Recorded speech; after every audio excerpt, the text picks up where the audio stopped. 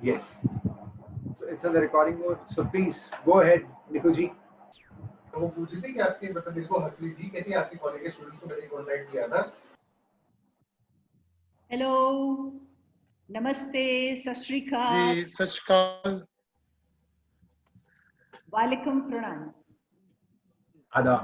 मैं जसमीत नायर ਅੱਜ ਤੁਹਾਡੇ ਨਾਲ ਆਖਰ ਦੇ ਇੱਕ ਨਵੇਂ ਐਪੀਸੋਡ ਲਈ ਹਾਜ਼ਰ ਹਾਂ। ਆਖਰ ਦਾ ਇਹ ਐਪੀਸੋਡ ਮਾਝਾ ਹਾਊਸ ਤੇ ਪ੍ਰਭਾ ਖੇਤਾਨ ਫਾਊਂਡੇਸ਼ਨ ਦਾ ਇੱਕ ਬਾਹਮ ਪ੍ਰਯਾਸ ਹੈ। Talking about Prabha Khaitan Foundation, Akhar is an initiative of Prabha Khaitan Foundation, Kolkata, an NGO engaged in various social welfare activities and promoting Indian culture. Sessions of Akhar was started with authors covering their entire range of work as opposed to a book launch or a book reading. And it took immediate acceptance with the audience, and the popularity was huge. So, from Jaipur, it got extended to over a dozen cities in India and has traveled abroad. In Amritsar, we started the Akhar chapter last year. In Akhar, we cover writers, poets, performers of Punjab in the regional dialect. And we are committed to call it Akhar as a synonym to Akhar. And the commitment stands. Majha House is the first of its kind, a literary and a cultural hub of Amritsar region, has hosted India's most respected, brilliant, fearless writers, speakers, performers since its inception in March 2018. Had 4 lit festivals, one specially curated for children in November last year. We carry on book discussions, seminars, launches, film festivals, and also the old style Bathak to celebrate poets, writers, and beyond at the Kikli Cafe. This erstwhile family home is now a vibrant, lively, non-intimidating, liberal space for public debates and discussions. In the COVID season that we are in now, Majha House is busily zooming away with Sanja Punjab, the Punjab Dialogue, and Once Upon a Story, and interaction with authors, filmmakers, writers, and of course the lockdown series for young performers who are looking at openings for their art. ਸਾਡੇ ਅੱਜ ਦੇ artist ਸਾਡੇ theatre ਨੂੰ represent ਕਰਦੇ ਪੂਰੇ Majha reason ਨਹੀਂ ਪੂਰੇ ਹਿੰਦੁਸਤਾਨ 'ਚ ਵੀ ਨਾਮ ਆਂਦਾ ਹੈ ਕੇਵਲ ਧਾਰੀਵਾਲ ਦਾ। Keval Dhaliwal is a playwright, a theatre director, president of Punjab Natak Academy, Chandigarh, and alumnus of National School of Drama, with 35 years of theatre experience behind him, has, to his credit, 250 plays, has acted in 150 plays, has coordinated as many as 25 light and sound shows, and 82 children workshops all over the country. He's written, translated, and edited 59 plays. ਇਹਦਾ number ਵੀ ਪੂਰਾ ਕਰ ਲਓ 59 odd number ਹੈ। ਬਿਲਕੁਲ ਬਿਲਕੁਲ ਜਲਦੀ ਹੋ ਜਾਏਗਾ। ਜੇ ਇਹਨਾਂ ਦੇ ਅਵਾਰਡਸ ਦੀ ਤੇ ਕਿਤਾਬਾਂ ਦਾ ਮੈਂ ਜ਼ਿਕਰ ਕਰਨ ਲੱਗੀ ਤੇ ਫਹਿਰਿਸਤ ਇੰਨੀ ਲੰਬੀ ਹੈ ਕਿ ਕੇਵਲ ਜੀ ਤੁਹਾਡਾ ਟਾਈਮ ਮੁੱਕ ਜਾਣਾ ਹੈ। ਇਸ ਲਈ let us go with all the questions cap, let's rather listen to him. ਤੇ ਇਹਨਾਂ ਨਾਲ ਗੁਫ਼ਤਗੂ ਕਰਾਂਗੇ ਸਾਡੀ ਬਹੁਤ ਹੀ ਹਰਮਨ ਪਿਆਰੀ Nirupama Dutt, an Indian bilingual poet. She writes in Punjabi, translates them into English. 40 years of journalism expertise. She's worked with leading newspapers and journals. Je kitaban da zikr kariye ta Half the Sky, Poets of Revolution, Lal Singh Dil, ਤੇ ਬੈਲਡ of ਬੰਦ ਸਿੰਘ, ਇਹ ਬੰਦ ਸਿੰਘ ਨੂੰ ਤਾਂ ਇਹਨਾਂ ਨੇ ਸਾਡੇ ਸਾਹਮਣੇ ਲਿਆ ਕੇ ਮਾਝਾ ਹਾਊਸ 'ਚ ਬਿਠਾਤਾ, ਉਹ ਸਾਡੇ ਨਾਲ ਗਾਣੇ ਵੀ ਗਾ ਗਿਆ। ਇਹ ਮੌਜਜ਼ਾ ਤਾਂ ਜੀ ਭੁੱਲਣ ਵਾਲਾ ਨਹੀਂ ਹੈ, ਕਮਾਲ ਸੀ। Neeru, without any delay, it's over to you. बहुत बहुत शुक्रिया जसमीत, ते बड़ा चंगा लग रहा है कि आज केवल धालीवाल नाल गलबात करन दा मौका मिल रहा है माझा हाउस ते प्रभा फाउंडेशन वालों। नहीं तो यही सोचते रह जाता सी कि फासले ऐसे भी होंगे, ये कभी सोचा न था। केवल जी, मैं थोड़ी जेड़ी बहुत ही आलीशान क्रिएटिव जर्नी है उदी थोड़ी बहुत साक्षी रही है। बिल्कुल बिल्कुल। ते हुण गल करदियां मैनू बहुत पंजाब कला भवन विच खेडिया तुहाडा नाटक याद आ रहा है। एडेप्टेशन सी मेरे ख्याल विच जी। ते केड़ा केड़ा नाटक सी ओ? चिलित्रा हत्थी। चिलित्र हत्थी। हाँ। किदी एडेप्टेशन सी? वो कार्लो गोल्डोनी दा प्ले सीगा, इटालियन कॉमेडी सीगी, और ओदा माइन होस्टेस ओदा अनुवाद सी, ओदा एडेप्टेशन सीगी जी। और वो मैं उदों थिएटर डिपार्टमेंट दे नाल तैयार करवाया सी, पंजाबी यूनिवर्सिटी पटियाला दे स्टूडेंट सी ओदे विच। मैनूं याद है संगीता शायद मेन रोल विच सी। हाँ बिल्कुल। संगीता एंड लखा लहरी, सैमुअल, ए सब लोग उदों वो स्टूडेंट सीगे ओदे विच। हाँ बिल्कुल। ते वो नाटक देख के मैं अक्सर अपने अखबार वास्ते कला भवन पंजाबी नाटक देखने जाती सा, पर केवल धालीवाल दे इस नाटक ने एक नवी आस दिती सबनू कि पंजाबी नाटक सिर्फ मतलब कि कॉलेज लेवल दा खड़े होके माइक ते डायलॉग बोल देने वो नहीं सी। बहुत ही क्रिएटिव ढंग नाल इन्हां ने नाटक किया ते मैनूं लग्या कि पंजाबी रंगमंच नूं एक ताज़ा हवा दा बुल्ला मिलिया है। ते केवल जी तुसी जी नीरू जी, मैनू याद है तुसी उदों बड़ा अच्छा टाइटल दिता सी अखबार विच उस खबर नूं, fresh breath for Punjabi theatre तुसी लिखिया सी। आई स्टिल रिमेंबर, यानी 92 दी गल है। ते तुसी केवल अमृतसर नाल जुड़े रहे हो जी, तुहाडा अपना शहर है। बिल्कुल।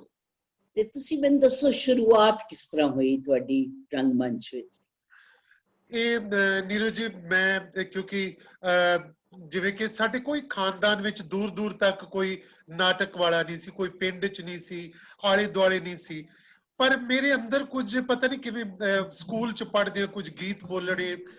फिर एक दिन प्रिंसीपल सुजान सिंह जिहड़े बहुत वड्डे साडे पंजाबी दे कहानीकार है, उन्हां दे बेटा सरदार कुलदीप सिंह सानू पंजाबी पढ़ाउंदे सी, और मैनू क्लास विच 6वीं 7वीं च उन्हां ने एक कोई किताब पढ़न लई कहा कि तू उच्ची उच्ची बोल, और मैं बड़े डायलॉग ओदे जिहड़े सी नाटकी ढंग नाल बोले। वो कहंदे तू तो बड़ा अच्छा नाटक कर सकदा है, मैडम ने सुप्रभा आ रहा तू उन्हां कोल जा। उन्हां ने मैनू वो 76 77 दे विच मैनू ओदी शुरुआत करवाई, और स्कूल च मैं नाटक खेडने शुरू कीते। Then I joined 78 दे विच गुरशन भाजी दा ग्रुप में ज्वाइन कर लिया सी, अमृतसर नाटक कला केंद्र। 78 साले मैं 10वीं कीती सी ते उदों मैं थिएटर ग्रुप ज्वाइन कर लिया। फिर मैं पिछे मुड़ के नहीं देखा। फिर मैं वो टाइम इदां दा सीगा कि मैं कंटिन्यूसली मैं वो पीरियड बड़ा हैगा सी टेररिज्म वाला, इस तरह दा दौर शुरू होया सी, और बहुत सारा थिएटर पर उन्नी दिनी असी गुरशरण भाजी नाल पिंडां विच करदे सीगे। और उदों बंसी कौल दी वर्कशॉप सीगी, वो हिंदुस्तान दा बहुत मेजर वड्डा थिएटर डायरेक्टर डिजाइनर, और मैनू 78 च उन्हां नाल प्ले करन दा जिहड़ा गुरशरण जी दा धमका नगारे दी प्ले सी, वो भी देखिया होया है। ਤੇ ਉਹਦੇ ਵਿੱਚ ਉਦੋਂ ਹਾਲੇ ਕਿ ਅਸੀਂ ਛੋਟੇ ਸੀ, ਮੈਂ ਕਰਾਊਡ ਵਿੱਚ ਹੀ ਬੈਠਦਾ ਸੀ, ਜਿਹੜੇ ਭੀੜ ਵਾਲੇ ਸੀਨ ਸੀ, ਸੋ ਮੈਂ ਭੀੜ ਦੇ ਵਿੱਚ ਹੀ ਬੈਠਦਾ, ਇੱਧਰ ਉੱਧਰ ਭੱਜਣ ਵਾਲੇ ਸੀਨ ਸੀ, ਕੋਈ ਝੰਡਾ ਲੈ ਕੇ ਭੱਜ ਗਿਆ, ਕੋਈ ਡੰਡਾ ਪਕੜ ਕੇ ਅਸੀਂ ਉੱਧਰ ਨੂੰ ਭੱਜ ਗਏ। ਉਦੋਂ ਡਾਇਲੌਗ ਨਹੀਂ ਸੀ ਸਾਨੂੰ ਅਜੇ ਮਿਲਦੇ। ਮੁੜ ਕੇ ਬਸ ਨਾਲ ਹੀ ਜਲਦੀ ਅਸੀਂ ਪਿੰਡਾਂ ਵਿੱਚ ਜਾਣਾ ਸ਼ੁਰੂ ਕਰਤਾ, ਔਰ ਫਿਰ 78 to 88 10 ਸਾਲ ਮੈਂ ਗੁਰਸ਼ਰਨ ਜੀ ਨਾਲ ਕੰਮ ਕੀਤਾ। ਉਹ ਪੀਰੀਅਡ ਮੇਰੇ ਲਈ ਸਮਝ ਲਓ ਕਿ ਬਹੁਤ ਇੱਕ ਟ੍ਰੇਨਿੰਗ ਦਾ ਹੀ ਪੀਰੀਅਡ ਸੀਗਾ, ਔਰ ਮੈਨੂੰ ਉੱਥੋਂ ਇੱਕ ਕਮਿਟਮੈਂਟ ਮਿਲੀ। ਮੈਂ ਦੇਖਿਆ ਕਿ ਥੀਏਟਰ ਕਰ ਕੀ ਸਕਦਾ ਹੈ, ਔਰ ਜਦੋਂ ਕਿ ਉਦੋਂ ਤੁਸੀਂ ਜਾਣਦੇ ਹੀ ਹੋ ਕਿਵੇਂ ਬਾਜ਼ਾਰਾਂ ਵਿੱਚ ਸਾਰਾ ਕੁਝ ਬੰਦ ਹੋ ਜਾਂਦਾ ਸੀ ਸ਼ਾਮ ਨੂੰ, ਪਰ ਉਦੋਂ ਅਸੀਂ ਲੋਕ ਪਿੰਡਾਂ 'ਚ ਨਾਟਕ ਕਰਦੇ ਸੀ, ਹਰ ਰੋਜ਼ 3-3 ਸ਼ੋਅ, 3-3 ਪਿੰਡ ਅਸੀਂ ਜਾਂਦੇ ਸੀ। ਕੋਈ ਕਾਰਾਂ ਨਹੀਂ ਸੀ ਸਾਡੇ ਕੋਲ ਉਦੋਂ, ਬੱਸਾਂ ਤੇ ਜਾਂਦੇ ਸੀ, ਬੱਸਾਂ ਦੇ ਅੰਦਰ ਨਹੀਂ ਸੀ ਜਗ੍ਹਾ ਮਿਲਦੀ, ਪਿੱਛੇ ਲਟਕ ਕੇ ਜਾਂਦੇ ਸੀ, ਬੱਸਾਂ ਦੇ ਉੱਪਰ ਬੈਠ ਕੇ ਜਾਂਦੇ ਸੀ, ਮੋਢਿਆਂ ਤੇ ਥੈਲੇ ਪਾਏ ਹੁੰਦੇ ਸੀ 20-20 ਕਿਲੋ ਦੇ ਭਾਰ, ਔਰ ਅਸੀਂ 5-5 ਕਿਲੋਮੀਟਰ ਪੈਦਲ ਜਾਣਾ ਪਿੰਡਾਂ ਦੇ ਅੰਦਰ ਬੱਸ ਤੋਂ ਉਤਰ ਕੇ। ਸੋ ਉਹ ਪੀਰੀਅਡ ਨੇ ਸਾਨੂੰ ਬਹੁਤ ਕੁਝ ਸਿਖਾਇਆ। ਲਿਟਰੇਚਰ ਪੜ੍ਹਨ ਦੀ ਜਾਚ ਮਿਲੀ ਆਈ ਉਦੋਂ ਅਸੀਂ ਪਾਸ਼ ਨੂੰ ਪੜ੍ਹਿਆ, ਉਦੋਂ ਲਾਲ ਸਿੰਘ ਦਿਲ ਨੂੰ ਪੜ੍ਹਿਆ ਅਸੀਂ, ਉਦੋਂ ਰਸ਼ੀਅਨ ਲਿਟਰੇਚਰ ਪੜ੍ਹਿਆ ਬਹੁਤ ਸਾਰਾ, ਔਰ ਉਦੋਂ ਹੀ ਵਰਿਆਮ ਸੰਧੂ ਨੂੰ ਪੜ੍ਹਦੇ ਪਏ ਸੀਗੇ। ਯਾਨੀ ਇਹ ਚੀਜ਼ਾਂ, ਜਸਵੰਤ ਸਿੰਘ ਕੰਵਲ ਦਾ ਲਹੂ ਦੀ ਲੋ, ਰਾਤ ਬਾਕੀ ਹੈ, ਇਹ ਸਾਰੇ ਨਾਵਲ ਇੱਕ ਜਿਹੜੇ ਪ੍ਰੋਗਰੈਸਿਵ ਪੀਰੀਅਡ ਸੀ ਕਹਿ ਲੋ, ਕਿ ਉਹ ਸਾਰਾ ਲਿਟਰੇਚਰ ਨੇ ਸਾਨੂੰ ਬੜੀ ਮਦਦ ਕੀਤੀ। ਐਂਡ ਡਿਊਰਿੰਗ ਦੈਟ ਪੀਰੀਅਡ ਅਸੀਂ ਫਿਰ ਗੁਰਸ਼ਰਨ ਜੀ ਨਾਲ ਕੈਨੇਡਾ, ਅਮਰੀਕਾ, ਇੰਗਲੈਂਡ, ਜਰਮਨ ਕਾਫੀ 6 ਮਹੀਨੇ ਲੰਬਾ ਟੂਰ ਕੀਤਾ, ਜਿਹਦੇ ਵਿੱਚ ਅਸੀਂ 60-70 ਸ਼ੋਅ ਉਹਨਾਂ ਮੁਲਕਾਂ 'ਚ ਕੀਤੇ, ਔਰ ਉਹਨੇ ਇੱਕ ਹੋਰ ਕੌਨਫੀਡੈਂਸ ਦਿੱਤਾ। ਫਿਰ ਮੈਂ ਅੰਮ੍ਰਿਤਸਰ ਸਕੂਲ ਦੇ ਵਿੱਚ, ਇੱਥੇ ਖਾਲਸਾ ਸਕੂਲ 'ਚ ਮੈਂ ਜੌਬ ਵੀ ਕੀਤੀ 4 ਸਾਲ। ਜਦੋਂ ਮੈਂ ਕਾਲਜ ਪਾਸ ਕਰ ਲਿਆ, ਉਹਨਾਂ ਮੈਨੂੰ ਸਕੂਲ 'ਚ ਰੱਖ ਲਿਆ, ਤੇ ਉਹ ਪਰ ਮੇਰਾ ਕੋਈ ਉਦੋਂ, ਪਰ ਮੈਂ ਥੀਏਟਰ ਕਰਦਾ ਰਿਹਾ, ਮੇਰਾ ਇਹ ਸੀ ਕਿ ਮੈਂ ਥੀਏਟਰ ਕੰਟੀਨਿਊ ਕਰਦਾ ਰਿਹਾ, ਪਰ ਮੇਰਾ ਕੋਈ ਬਹੁਤਾ ਨਹੀਂ ਸੀ ਜੌਬ ਕਰਨ ਵਾਲੇ ਪਾਸੇ। ਤੇ ਮੈਨੂੰ ਲੱਗਾ ਕਿ ਮੈਨੂੰ ਟ੍ਰੇਨਿੰਗ ਲੈਣੀ ਚਾਹੀਦੀ ਹੈ, ਟੈਕਨੀਕਲ ਟ੍ਰੇਨਿੰਗ, ਜੋ ਸਾਡੇ ਪੰਜਾਬ ਦੇ ਥੀਏਟਰ 'ਚ ਨਹੀਂ ਹੈ। Techniques, light, sound and designing ਨਹੀਂ ਸੀਗੀ। ਸੋ ਫਿਰ ਮੈਂ 88 'ਚ ਮੈਂ ਰਿਜ਼ਾਈਨ ਕਰ ਦਿੱਤਾ ਜੌਬ ਤੋਂ, ਤੇ ਮੈਂ national school of drama join ਕਰ ਲਿਆ। ਕੇਵਲ ਜੀ ਇੱਕ ਗੱਲ ਮੈਂ ਪੁੱਛਣਾ ਚਾਹਾਂਗੀ ਐਨਐਸਟੀ ਦੀ ਗੱਲਾਂ ਤੋਂ ਪਹਿਲੇ, ਹਾਂ, ਕਿ ਗੁਰਸ਼ਰਨ ਭਾਜੀ ਨਾਲ ਕੰਮ ਕਰਨਾ ਵੀ ਇੱਕ ਬੜਾ ਪ੍ਰੇਰਨਾ ਦਾ ਕੰਮ ਹੋਏਗਾ, ਔਰ ਉਹਨਾਂ ਬਾਰੇ ਤੁਸੀਂ ਕੁਝ ਦੱਸੋ ਕਿ ਕਿਸ ਤਰ੍ਹਾਂ ਉਹ ਆਪਣੀ ਟੀਮ ਨਾਲ ਡੀਲ ਕਰਦੇ ਸਨ, ਜਾਂ ਕਿਸ ਤਰ੍ਹਾਂ ਐਕਟਰਸ ਨਾਲ, ਹੋਰ ਜੀ ਰੰਗਕਰਮੀਆਂ ਨਾਲ। ਹਾਂ, ਉਹ ਇੱਕ ਤਾਂ ਚੀਜ਼ ਸੀ ਕਿ ਬਹੁਤ ਉਹ ਕਮਿਟਡ ਪਰਸਨੈਲਿਟੀ ਸੀ, ਬਹੁਤ ਡਿਸਿਪਲਿਨਡ ਪਰਸਨੈਲਿਟੀ ਸੀ ਗੁਰਸ਼ਰਨ ਭਾਜੀ, ਔਰ ਜੋ ਟਾਈਮ ਉਹਨਾਂ ਨੇ ਸਾਨੂੰ ਰਿਹਰਸਲ ਲਈ ਦਿੱਤਾ ਹੈ, 5 ਤੇ 5 ਦਾ ਮਤਲਬ 5:01 ਨਹੀਂ ਸੀ ਹੋ ਸਕਦਾ, ਔਰ ਕਾਫੀ ਯਾਨੀ ਕਿ ਕੰਟੀਨਿਊਸਲੀ ਜੋ ਵੀ ਉਹ ਸਕ੍ਰਿਪਟਾਂ ਇੰਪਰੋਵਾਈਜ਼ ਹੁੰਦੀਆਂ, ਉਦਾਂ ਦੇ ਬਹੁਤ ਥੋੜੇ ਟਾਈਮ ਵਿੱਚ ਨਾਟਕਾਂ ਦੀ ਤਿਆਰੀ ਕੀਤੀ ਜਾਂਦੀ ਸੀ।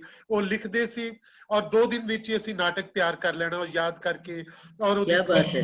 ਹਾਂ, ਇਦਾਂ ਬੜੀ ਜਲਦੀ ਸਮ ਟਾਈਮ ਇਦਾਂ ਦਾ ਵੀ ਆਇਆ ਕਿ ਇੱਕ ਦੁਰਾਹੇ, ਉਦੋਂ ਮੁੰਡਾ ਤਰਸੇਮ ਸੀਗਾ ਦੁਰਾਹੇ ਵਾਲਾ, ਜਿਹਦੀ ਪੁਲਿਸ ਮੁਕਾਬਲੇ 'ਚ ਮਾਰਿਆ ਗਿਆ ਸੀ, ਤੇ ਉਹਦੀ ਫਾਂਸੀ ਤੇ ਅਸੀਂ ਗਏ, ਤੇ ਮੈਂ ਅਚਾਨਕ ਗੁਰਸ਼ਰਨ ਭਾਜੀ ਮੈਨੂੰ ਸਕੂਲ ਤੋਂ ਲੈ ਸਕੂਟਰ ਤੇ ਬਿਠਾ ਕੇ ਕਿ ਅੱਜ ਉੱਥੇ ਜਾਣਾ ਹੈ ਤੇ ਨਾਟਕ ਕਰਨਾ ਹੈ।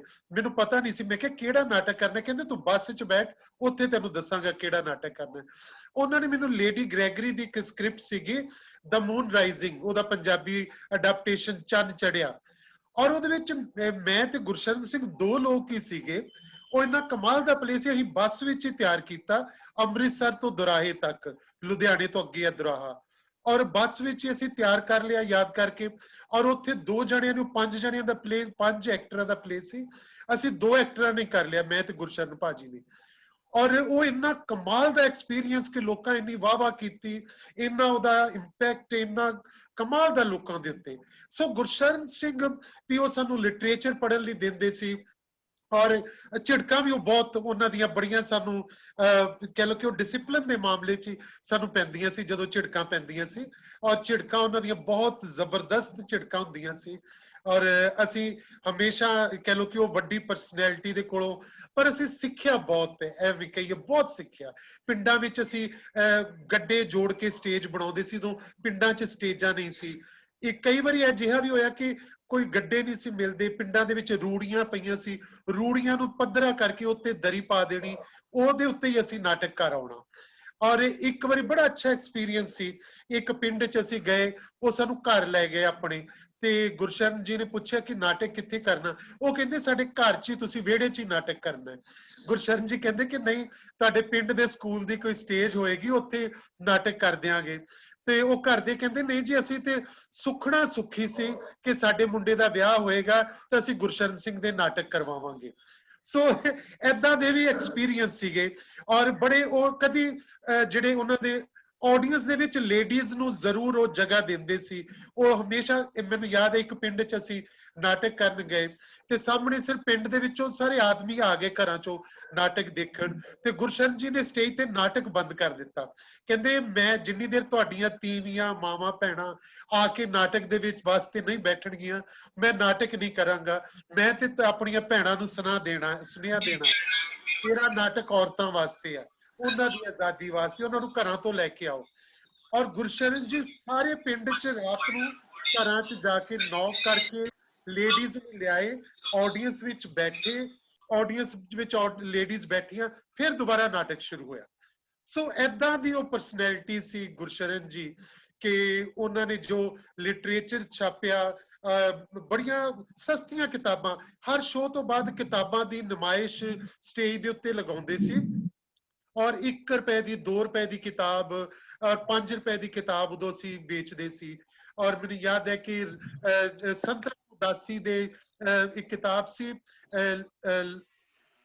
ਲਹੂ ਦਾ ਰੰਗ, ਕੁਛ ਇਸ ਤਰ੍ਹਾਂ ਕਿਤਾਬ ਸੀ, ਔਰ ਅਸੀਂ 1 ਰੁਪਏ ਦੀ ਵੇਚਦੇ ਸੀ। ਔਰ ਉਹ ਉਹਨਾਂ ਸਮਿਆਂ 'ਚ ਅਸੀਂ 20-25 ਹਜ਼ਾਰ ਕਾਪੀ ਉਸ ਕਿਤਾਬ ਦੀ ਵੇਚੀ ਸੀ, ਸਟੇਜਾਂ ਤੇ ਉੱਤੇ ਖੜ ਕੇ। ਔਰ ਉਹ ਹਰ ਸ਼ੋਅ ਤੋਂ ਬਾਅਦ ਜਦੋਂ ਸ਼ੋਅ ਖਤਮ ਹੁੰਦਾ ਸੀ, ਲੋਕੀ ਸਟੇਜ ਵੱਲ ਆਉਂਦੇ ਸੀ, ਅਸੀਂ ਕਿਤਾਬਾਂ ਦਾ ਸਟਾਲ ਲਗਾਉਂਦੇ ਸੀ, ਔਰ ਲੋਕੀ ਉਹ ਕਿਤਾਬਾਂ 1 ਰੁਪਏ ਦੀ, 5 ਰੁਪਏ ਦੀ। ਔਰ ਮੇਰਾ ਨਹੀਂ ਖਿਆਲ ਕਿ ਉਹਨਾਂ ਸਮਿਆਂ 'ਚ 88 ਤੱਕ ਕੋਈ ਵੀ ਕਿਤਾਬ 10 ਰੁਪਏ ਤੋਂ ਬਾਅਦ ਗੁਰਸ਼ਰਨ ਜੀ ਨੇ ਵੇਚੀ ਹੋਵੇ। ਇੰਨੀ ਸਸਤੀ ਕਿਤਾਬ, ਕਈ ਵਾਰੀ ਘਾਟਾ ਖਾ ਕੇ ਵੇਚਦੇ ਸੀਗੇ ਵੀ ਇਹ ਲੋਕਾਂ ਤੱਕ ਲਿਟਰੇਚਰ ਜਾਣਾ ਚਾਹੀਦਾ, ਲੋਕਾਂ ਨੂੰ ਲਿਟਰੇਚਰ ਪੜ੍ਹਨ ਦੀ ਆਦਤ ਪੈਣੀ ਚਾਹੀਦੀ ਹੈ। ਘਰਾਂ ਦੇ ਵਿੱਚ ਲੋਕੀ ਚੰਗਾ ਲਿਟਰੇਚਰ ਪੜ੍ਹਨ ਤੇ ਚੰਗਾ ਨਾਟਕ ਦੇਖਣ, ਚੰਗਾ ਲਿਟਰੇਚਰ ਪੜ੍ਹਨ। ਔਰ ਉਹਨਾਂ ਦਾ ਸੁਪਨਾ ਸੀ ਕਿ ਉਹ ਲੋਕਾਂ ਨੂੰ ਚਾਹੁੰਦੇ ਸੀ ਕਿ ਜਿਹੜੀ ਸਮਾਜਿਕ ਤਬਦੀਲੀ ਹੈ ਉਹਦੇ ਵਾਸਤੇ ਕੰਮ ਕੀਤਾ ਜਾਏ ਥਰੂ ਨਾਟਕ ਜਿਹੜਾ। ਸੋ ਉਹ ਸਾਰਾ ਪੀਰੀਅਡ ਜਿਹੜਾ ਉਹਨਾਂ ਦੇ ਕੋਲੋਂ ਪੂਰਾ, ਮੈਂ ਕਹ ਲਓ ਹਿੰਦੁਸਤਾਨ ਦੇ ਵਿੱਚ ਜਾਣ ਦਾ ਵੱਖ-ਵੱਖ ਜਗ੍ਹਾ ਮੌਕਾ ਮਿਲਿਆ। ਐਕਸ਼ਨ ਸੌਂਗ ਦਾ ਪੀਰੀਅਡ ਆਇਆ ਕਿ ਅਸੀਂ ਗਾਉਂਦੇ ਸੀ, ਨਾਲ ਐਕਸ਼ਨ ਕਰਦੇ ਸੀ, ਰੈਵੋਲੂਸ਼ਨਰੀ ਸੌਂਗ ਗਾਉਂਦੇ ਸੀ ਸਾਰੇ ਜਿਹੜੇ, ਹਮ ਜੰਗੇ ਅਵਾਮੀ ਸੇ ਕੋਹਰਾਮ ਮਚਾ ਦੇਂਗੇ। ਔਰ ਜਦੋਂ ਪੰਜਾਬ 'ਚ ਅੱਤਵਾਦ ਦਾ ਦੌਰ ਸੀ, ਉਦੋਂ ਅਸੀਂ ਗੀਤ ਗਾਉਂਦੇ ਸੀ, ਸ਼ਹਿਰ ਸ਼ਹਿਰ ਢੰਡੋਰਾ ਪੀੜਾ, ਪਿੰਡ ਪਿੰਡ ਨੂੰ ਹੋਕਾ, ਸਾਂਝਾਂ ਦੀ ਕੰਧ ਨੂੰ ਅੱਗ, ਸਾਂਝਾਂ ਦੀ ਕੰਧ ਨੂੰ ਸੰਨ ਲੱਗੀ, ਜਾਗ ਜਾਗ ਓਏ ਲੋਕਾ, ਹੈ ਨਾ। ਅਸੀਂ ਏਦਾਂ ਦੇ ਗੀਤ, ਸੁਰਜੀਤ ਪਾਤਰ ਦੇ ਗੀਤ, ਲੱਗੀ ਨਜ਼ਰ ਪੰਜਾਬ ਨੂੰ ਇਹਦੀ ਨਜ਼ਰ ਉਤਾਰੋ, ਲੈ ਕੇ ਮਿਰਚਾਂ ਕੌੜੀਆਂ ਇਹਦੇ ਸਿਰ ਤੋਂ ਵਾਰੋ, ਹੋਰ ਕਈ ਗੀਤ ਸੀਗੇ, ਏਕ ਹੀ ਰੁੱਤ ਆਈ ਵੇ ਲਾਲੋ, ਖੇਤਾਂ ਵਿੱਚ ਬਾਰੂਦ ਨੇ ਉਗਦੇ, ਖੂਨ ਦੀ ਹੈ ਸਿੰਜਾਈ ਵੇ ਲਾਲੋ।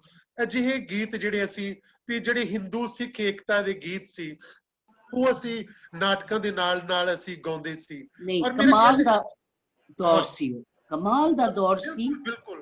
और बड़ी बारी सानू वैसे कई जगह तो सानू पुलिस भी के ले जांदी सी, नाटक नहीं सी करन देंदे कि इत्थे अतवादी आ जाणगे, लेके तुसी ना आओ इत्थे। कई बारी सानू उन्हां ने भजाया भी, पुलिस वालियां ने कई बारी गड्डी च पा के थाने भी ले गए।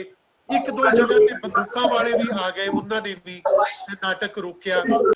एक जगह ते ਉਹ ਭੀੜ ਵਿੱਚ ਬੈਠ ਕੇ ਉਹਨਾਂ ਨਾਟਕ ਦੇਖਿਆ, ਔਰ ਉਹ ਨਾਟਕ, ਉਹ ਪਹਿਲਾਂ ਪਿੰਡ ਵਾਲਿਆਂ ਨੇ ਸਾਨੂੰ ਡਰਾਇਆ ਸੀ ਕਿ ਇਹ ਉਹਨਾਂ ਦਾ ਏਰੀਆ ਹੈ, ਤੁਸੀਂ ਇੱਥੇ ਨਾ ਕਰੋ ਨਾਟਕ।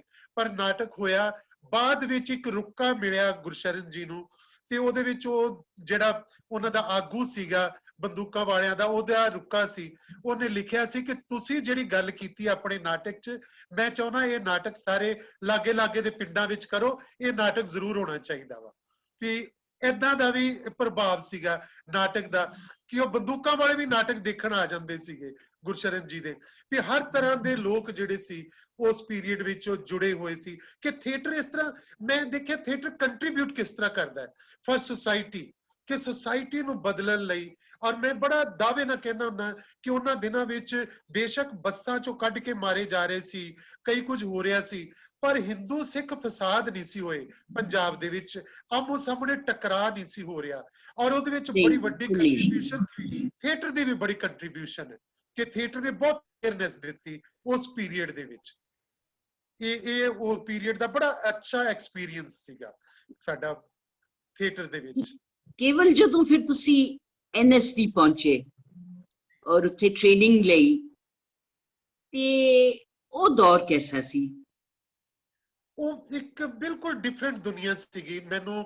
ਐਕਚੁਅਲੀ ਮੈਂ ਗਿਆ ਹੀ ਉੱਥੇ ਨਾ ਇਸ ਤਰ੍ਹਾਂ ਇਸੇ ਲਈ ਸੀਗਾ ਕਿ ਜਦੋਂ ਮੈਂ ਨਾ ਪਹਿਲੇ ਗੁਰਸ਼ਰਨ ਜੀ ਨਾਲ ਅਸੀਂ ਬਾਕੀ ਸਟੇਟਾਂ ਵਿੱਚ ਜਾਂਦੇ ਸੀ ਹਿੰਦੁਸਤਾਨ ਤੇ ਕਈ ਲੋਕ ਕਹਿੰਦੇ ਸੀ ਜੀ ਪੰਜਾਬ ਦਾ ਥੀਏਟਰ ਬੰਗਾਲ ਦੇ ਹਾਣ ਦਾ ਨਹੀਂ ਹੈ ਪੰਜਾਬ ਦਾ ਥੀਏਟਰ ਜਿਹੜਾ ਹੈ ਮਹਾਰਾਸ਼ਟਰ ਦੇ ਹਾਣ ਦਾ ਨਹੀਂ ਹੈ ਤੇ ਮੈਨੂੰ ਲੱਗਦਾ ਸੀ ਵੀ ਇਹ ਲੋਕ ਮੈਨੂੰ ਮਿਹਣਾ ਮਾਰਦੇ ਪਏ ਆ ਵੀ ਮੈਨੂੰ ਮਿਹਣਾ ਲੱਗਦੀ ਸੀ ਇਹ ਗੱਲ ਤੇ ਮੈਂ ਕਹਿੰਦਾ ਸੀ ਪੰਜਾਬ ਦਾ ਥੀਏਟਰ ਬੰਗਾਲ ਦੇ ਥੀਏਟਰ ਦੇ ਹਾਣ ਦਾ ਕਿਉਂ ਨਹੀਂ ਹੋ ਸਕਦਾ ओके मैं फिर वो चैलेंज कह लो कि चैलेंज ही कबूल किया ते मैं फिर national school of drama join किया मैनू हालांकि मैं जॉब कर रहा सी उदों मेरी अच्छी तनख्वाह जे मैं वो करदा रहिंदा ते उन्होंने मैं किते प्रिंसीपल या वाइस चांसलर बनया होना सीगा इन्ना सीगा पर मैं छड्ड दित्ती वो जॉब ते मैं फिर वो हालांकि परमानेंट जॉब सी मेरी बड़ा वो जिहड़े सारे फंड्स कटदे वो कट्टे जांदे सी ਤੇ ਮੈਂ ਛੱਡ ਕੇ ਉਹ ਮੈਨੂੰ ਕਹਿੰਦੇ 3 ਸਾਲ ਦੀ ਛੁੱਟੀ ਲੈ ਲੈ ਤੈਨੂੰ ਐਡਮਿਸ਼ਨ ਮਿਲ ਗਈ ਹੈ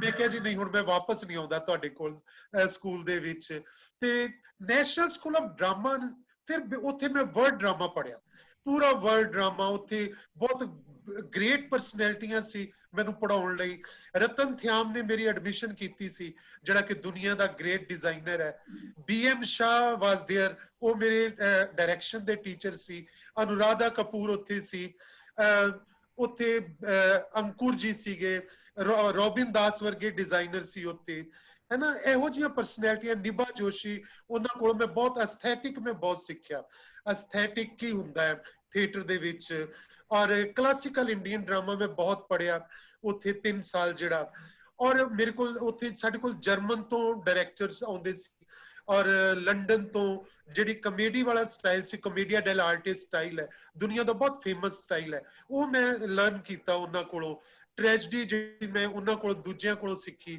सो यह सारा पीरियड जिहड़ा कि इस तरह के दिग्गज जिहड़े कीर्ति जैन उत्थे सी उन्हां कोलों मैं मॉडर्न इंडियन ड्रामा पढ़िया सो यह जो मैं 3 साल पूरे कर भी लए मैं रुकिया नहीं और ड्यूरिंग दैट पीरियड मैं एक फिल्म एप्रीसीएशन का कोर्स जिहड़ा सी मैं FTI तो कीता उदों जिहड़े ने अपने जिन्हां ने अनिल कपूर दी वो पहली फिल्म जिहड़ी जिस चों गैप हो जांदा की उहदा नाम सी है मिस्टर इंडिया किने बनाई सी वो जिहड़ा कपूर है मिस्टर कपूर वो साडे टीचर सी सानू पढ़ाउण वालियां च फिल्म एप्रीसीएशन कराउण वालियां च सो 6 महीने दा मैं कीता फिर मैं बंगला इत्थे कलकत्ते चले गया फिर मैं क्या मैं जे होर सीखना चाहुंदा मैं बादल सरकार कोल मैं 3rd थिएटर दी मैं ट्रेनिंग लई शेखर कपूर हाँ शेखर कपूर को मैं फिल्म एप्रीसीएशन जी जिन्हें मिस्टर इंडिया ते फिर होर कई फिल्मां बनाईयां जिन्हें बैंडिट क्वीन भी बनाई सीगी ते ओदे कोलों मैं एप्रीसीएशन फिल्म एप्रीसीएशन कोर्स कीता फिर मैं उत्थे कलकत्ते मैं बादल सरकार दा 3rd थिएटर दी ट्रेनिंग लई फिर मैनूं लगा जे होर सीखना चाहिदा मैं फिर मणिपुर चला गया मणिपुर 1 महीना मैं उत्थे कन्हाई लाल कोलों मैं जिहड़ी कि बॉडी मूवमेंट सीखी और मैं मार्शल आर्ट सीखिया मणिपुर का कमाल है कि मणिपुर दे विच ना बच्चे बच्चे नूं मार्शल आर्ट आउंदा है क्योंकि उत्थों दी एजुकेशन का हिस्सा है उत्थे सब्जेक्ट है और वो 1 महीना मेरे लिए बहुत जबरदस्त सी फिर मैं बांग्लादेश चला गया 1 महीना उत्थे उत्थों दे थिएटर नूं ऑब्जर्व करन लई ट्रेनिंग लैण लई then I came back to Amritsar कि फिर मैं अमृतसर च आके मैं अपना थिएटर ग्रुप बनाया मंच रंग मंच ਉਹਦਾ ਇਹ ਬੜਾ ਅਸੀਂ ਉਸ ਮੌਕੇ ਤੇ ਅੱਜ ਕਿ ਇਹ ਜਿਹੜਾ ਮਹੀਨਾ ਹੈ 7 ਸਤੰਬਰ ਨੂੰ ਸਾਡੀ ਪਹਿਲੀ ਪ੍ਰੋਡਕਸ਼ਨ ਹੋਈ ਸੀ ਮੰਚ ਰੰਗਮੰਚ ਦੀ 91 ਦੇ ਵਿੱਚ 30 ਸਾਲ ਹੋ ਗਏ ਮੰਚ ਰੰਗਮੰਚ ਨੂੰ ਹੁਣ ਬਣਿਆ ਔਰ ਉਹ ਪਹਿਲੀ ਪ੍ਰੋਡਕਸ਼ਨ ਅਸੀਂ ਗੁਰੂ ਨਾਨਕ ਭਵਨ ਚ ਕੀਤੀ ਸੀ। ਉਦੋਂ ਕੋਈ ਆਡੀਟੋਰੀਅਮ ਹੋਰ ਨਹੀਂ ਸੀ ਹੁੰਦਾ। ਇਹ ਇੱਥੇ ਪਹਿਲਾ ਸ਼ੋਅ ਵੀ ਮੇਰਾ ਹੀ ਹੋਇਆ ਸੀ ਉਦੋਂ ਗੁਰੂ ਨਾਨਕ ਭਵਨ ਦੇ ਵਿੱਚ ਵੀ ਉਹ ਕਾਰਪੋਰੇਸ਼ਨ ਦੇ ਕੋਲ ਆ ਬਿਲਡਿੰਗ। ਹੁਣ ਤਾਂ ਉੱਥੇ ਨਹੀਂ ਹੁੰਦੇ ਨਾਟਕ, ਹੁਣ ਹੋਰ ਸਾਡੇ ਕੋਲ ਬਹੁਤ ਆਡੀਟੋਰੀਅਮ ਬਣ ਗਏ। ਔਰ ਮੈਂ ਸਮਝਦਾ ਕਿ ਇੱਕ ਸ਼ਹਿਰ ਦੀ ਇੱਕ ਪ੍ਰਾਪਤੀ ਬਣਦੀ ਹੈ ਕਿ ਜਦੋਂ ਮੈਂ NSD ਕਰਕੇ ਆਇਆ ਸੀ ਉਦੋਂ ਇੱਕ ਆਡੀਟੋਰੀਅਮ ਸੀ। ਹੁਣ ਸਾਡੇ ਕੋਲ ਸਕੂਲਾਂ ਕਾਲਜਾਂ ਵਿੱਚ ਨਾਟਸ਼ਾਲਾ ਹੈ, ਆਰਟ ਗੈਲਰੀ ਹੈ, ਪ੍ਰੀਤਨਗਰ ਹੈ, ਵਿਰਸਾ ਵਿਹਾਰ ਹੈ। ਸਾਡੇ ਕੋਲ ਲਗਭਗ 15-20 ਆਡੀਟੋਰੀਅਮ ਨੇ ਅੰਮ੍ਰਿਤਸਰ ਦੇ ਵਿੱਚ, ਓਪਨ ਏਅਰ ਥੀਏਟਰ ਨੇ। ਸੋ ਇਹ ਇੱਕ ਇਹਨਾਂ ਸਾਲਾਂ ਦੇ ਵਿੱਚ ਇੰਨਾ ਡਿਵੈਲਪ ਹੋਇਆ ਕਿ ਜਦੋਂ ਮੈਂ 91 ਚ ਆਪਣਾ ਗਰੁੱਪ ਬਣਾਇਆ ਸੀ ਉਦੋਂ ਸਾਡੇ ਕੋਲ ਅੰਮ੍ਰਿਤਸਰ ਚ ਸ਼ਾਇਦ 4 ਜਾਂ 5 ਥੀਏਟਰ ਗਰੁੱਪ ਸੀਗੇ ਸਿਰਫ। ਔਰ ਹੁਣ ਸਾਡੇ ਕੋਲ ਕੋਈ 40-45 ਥੀਏਟਰ ਗਰੁੱਪ ਹੈ ਅੰਮ੍ਰਿਤਸਰ ਦੇ ਵਿੱਚ। ਇੰਨੇ ਸਾਲਾਂ ਵਿੱਚ ਇੰਨਾ ਥੀਏਟਰ। ਔਰ ਹੁਣ ਅੰਮ੍ਰਿਤਸਰ, ਮੈਂ ਕਹਿੰਦਾ ਨਾ ਕਿ ਹੁਣ ਅੰਮ੍ਰਿਤਸਰ ਜਿਹੜਾ ਇਹ ਰੰਗਮੰਚ ਦੀ ਰਾਜਧਾਨੀ ਹੈ ਇਸ ਵੇਲੇ, ਜਿਹੜਾ ਕਿ ਇੰਨਾ ਥੀਏਟਰ ਹੁੰਦਾ ਹੈ, ਐਵਰੀ ਸੈਚਰਡੇ ਸੰਡੇ ਨਾਟਕ ਹੋਣਾ। ਔਰ ਕਈ ਵਾਰੀ ਏਦਾਂ ਹੋਇਆ ਕਿ ਇੱਕ ਸ਼ੋਅ ਨਾਟਸ਼ਾਲਾ ਚ ਹੋ ਰਿਹਾ, ਇੱਕ ਵਿਰਸਾ ਵਿਹਾਰ, ਇੱਕ ਆਰਟ ਗੈਲਰੀ ਚ ਹੋ ਰਿਹਾ ਸੇਮ ਡੇ। ਔਰ ਸਾਰੀਆਂ ਬਿਗ ਪ੍ਰੋਡਕਸ਼ਨਸ ਹੋ ਰਹੀਆਂ ਹੁੰਦੀਆਂ ਨੇ। ਔਰ ਇੱਕ ਸ਼ਹਿਰ ਚ ਇਸ ਤਰ੍ਹਾਂ ਥੀਏਟਰ ਡਿਵੈਲਪ ਹੋਏ ਤੇ ਮੇਰਾ ਖਿਆਲ ਹੈ ਕਿ ਕਾਫੀ ਚੰਗਾ ਲੱਗਦਾ ਹੈ ਕਿ ਜਿਹੜਾ ਲੋਕ ਦਿਲੋਂ ਥੀਏਟਰ ਨੂੰ ਪਿਆਰ ਕਰਦੇ ਆ, ਜਿਹੜੇ ਥੀਏਟਰ ਲਈ ਜੀਂਦੇ ਮਰਦੇ ਆ, ਸਾਡੇ ਵਰਗੇ ਲੋਕ, ਉਹਨਾਂ ਨੂੰ ਚੰਗਾ ਲੱਗਦਾ ਕਿ ਇੰਨਾ ਇੱਕ ਸ਼ਹਿਰ ਦੇ ਵਿੱਚ ਥੀਏਟਰ ਜਿਹੜਾ ਇੰਨਾ ਪਨਪਦਾ ਪਿਆ, ਇੰਨਾ ਵੱਡੇ ਮੁਕਾਮ ਦੇ ਉੱਤੇ ਆ। ਇਸ ਵਿੱਚ ਤੁਸੀਂ ਆਪਣਾ ਜਿੰਨ ਜਾਨ ਲਾ ਦਿੱਤੀ ਹੈ ਔਰ ਇੰਨੇ ਨਾਟਕ ਲਿਖਣੇ, ਅਨੁਵਾਦ ਕਰਨੇ ਔਰ ਇੰਨੇ ਪ੍ਰਯੋਗ ਕਰਨੇ। ਇਹ ਸ਼ੁਰੂ ਦੇ ਸਾਲਾਂ ਦਾ ਮੈਨੂੰ ਯਾਦ ਆ ਰਿਹਾ ਹੈ, ਤੁਸੀਂ ਨਾਟਕ ਕੀਤਾ ਸੀ ਨੀ ਮੈਂ ਅੱਗ ਚਲੀ ਪਰਦੇਸ ਨੀ ਸਈਓ, ਅੱਗ ਚਲੀ ਪਰਦੇਸ। ਹਾਂ, ਲੂਣਾ ਉਦੋਂ ਕੀਤਾ ਸੀ ਸ਼ਿਵ ਕੁਮਾਰ ਬਟਾਲਵੀ ਦਾ ਲੂਣਾ, ਹਾਂ, ਜਿਹੜਾ ਬਹੁਤ ਮਕਬੂਲ ਹੋਇਆ। ਬਿਲਕੁਲ। ਤੁਸੀਂ ਲੂਣਾ ਨੂੰ ਕਿਸ ਤਰ੍ਹਾਂ ਇੰਟਰਪ੍ਰੇਟ ਕੀਤਾ? ਮੈਂ ਨਾ ਕਾਫੀ ਉਹਨੂੰ ਡਿਫਰੈਂਟਲੀ, ਕਿਉਂਕਿ ਮੈਨੂੰ ਲੱਗਦਾ ਸੀ ਕਿ ਜਦੋਂ ਮੈਂ ਲੂਣਾ ਕੀਤਾ, ਲੂਣਾ ਮੈਂ 92 ਚ ਪਹਿਲੀ ਵਾਰ ਕੀਤਾ ਔਰ ਇਹ ਹੁਣ 2020 ਤੱਕ ਕੰਟੀਨਿਊਸਲੀ ਅਸੀਂ ਹਰ ਸਾਲ ਉਹਦੇ 8-10 ਸ਼ੋਜ਼ ਹੁੰਦੇ ਆ ਕਿ ਉਹਨੂੰ 28-29 ਸਾਲ ਹੋ ਗਏ ਉਸ ਨਾਟਕ ਨੂੰ, ਕਿ ਉਹ ਰੁਕਿਆ ਹੀ ਨਹੀਂ ਨਾਟਕ। ਉਹਦੀ ਇੰਨੀ ਯਾਨੀ ਕਿ ਪਕੜ ਹੈ ਉਹਦੀ ਪੋਇਟਰੀ ਦੀ, ਉਹਦੇ ਸਬਜੈਕਟ ਦੀ। ਮੈਂ ਲੂਣਾ ਨੂੰ ਹਮੇਸ਼ਾ ਇਦਾਂ ਦੇਖਿਆ ਕਿ ਹਰ ਯੁੱਗ ਦੇ ਵਿੱਚ ਮੈਂ ਦੇਖਦਾ 3 ਤਰ੍ਹਾਂ ਦੇ ਲੋਕ ਹੁੰਦੇ ਨੇ। ਇੱਕ ਲੁੱਟਣ ਵਾਲੇ ਹੁੰਦੇ ਆ, ਇੱਕ ਲੁੱਟੇ ਜਾਣ ਵਾਲੇ ਹੁੰਦੇ ਆ, ਇੱਕ ਉਹ ਹੁੰਦੇ ਆ ਜਿਹੜੇ ਲੁੱਟਣ ਵਾਲਿਆਂ ਦੇ ਖਿਲਾਫ ਜਿਹੜਾ ਉਹ ਖੜੇ ਹੁੰਦੇ ਆ। ਮੈਨੂੰ ਲੂਣਾ ਦੇ ਵਿੱਚ ਉਹ ਤਿੰਨੇ ਕਰੈਕਟਰ ਨਜ਼ਰ ਆਉਂਦੇ ਆ। ਮੈਨੂੰ ਉਹ ਸਲਵਾਨ ਇੱਕ ਤਾਕਤ ਵੀ ਨਜ਼ਰ ਆਉਂਦਾ ਹੈ ਉਹਦੇ ਵਿੱਚ, ਲੂਣਾ ਵਰਗੀ ਇੱਕ ਬੇਬਸ ਕੁੜੀ ਵੀ ਨਜ਼ਰ ਆਉਂਦੀ ਹੈ, ਤੇ ਪੂਰਨ ਉਹ ਹੈ ਜਿਹੜਾ ਵਿਦਰੋਹ ਵੀ ਕਰਦਾ ਹੈ। ਉਹ ਆਪਣੀ ਉਹ ਕਹਿ ਲਓ ਕਿ ਆਪਣੀ ਜਾਨ ਦੇ ਦਿੰਦਾ ਹੈ ਉਸ ਵਿਦਰੋਹ ਦੇ ਪਿੱਛੇ, ਉਹ ਚੁੱਪ ਰਹਿ ਕੇ ਵਿਦਰੋਹ ਕਰਦਾ ਹੈ।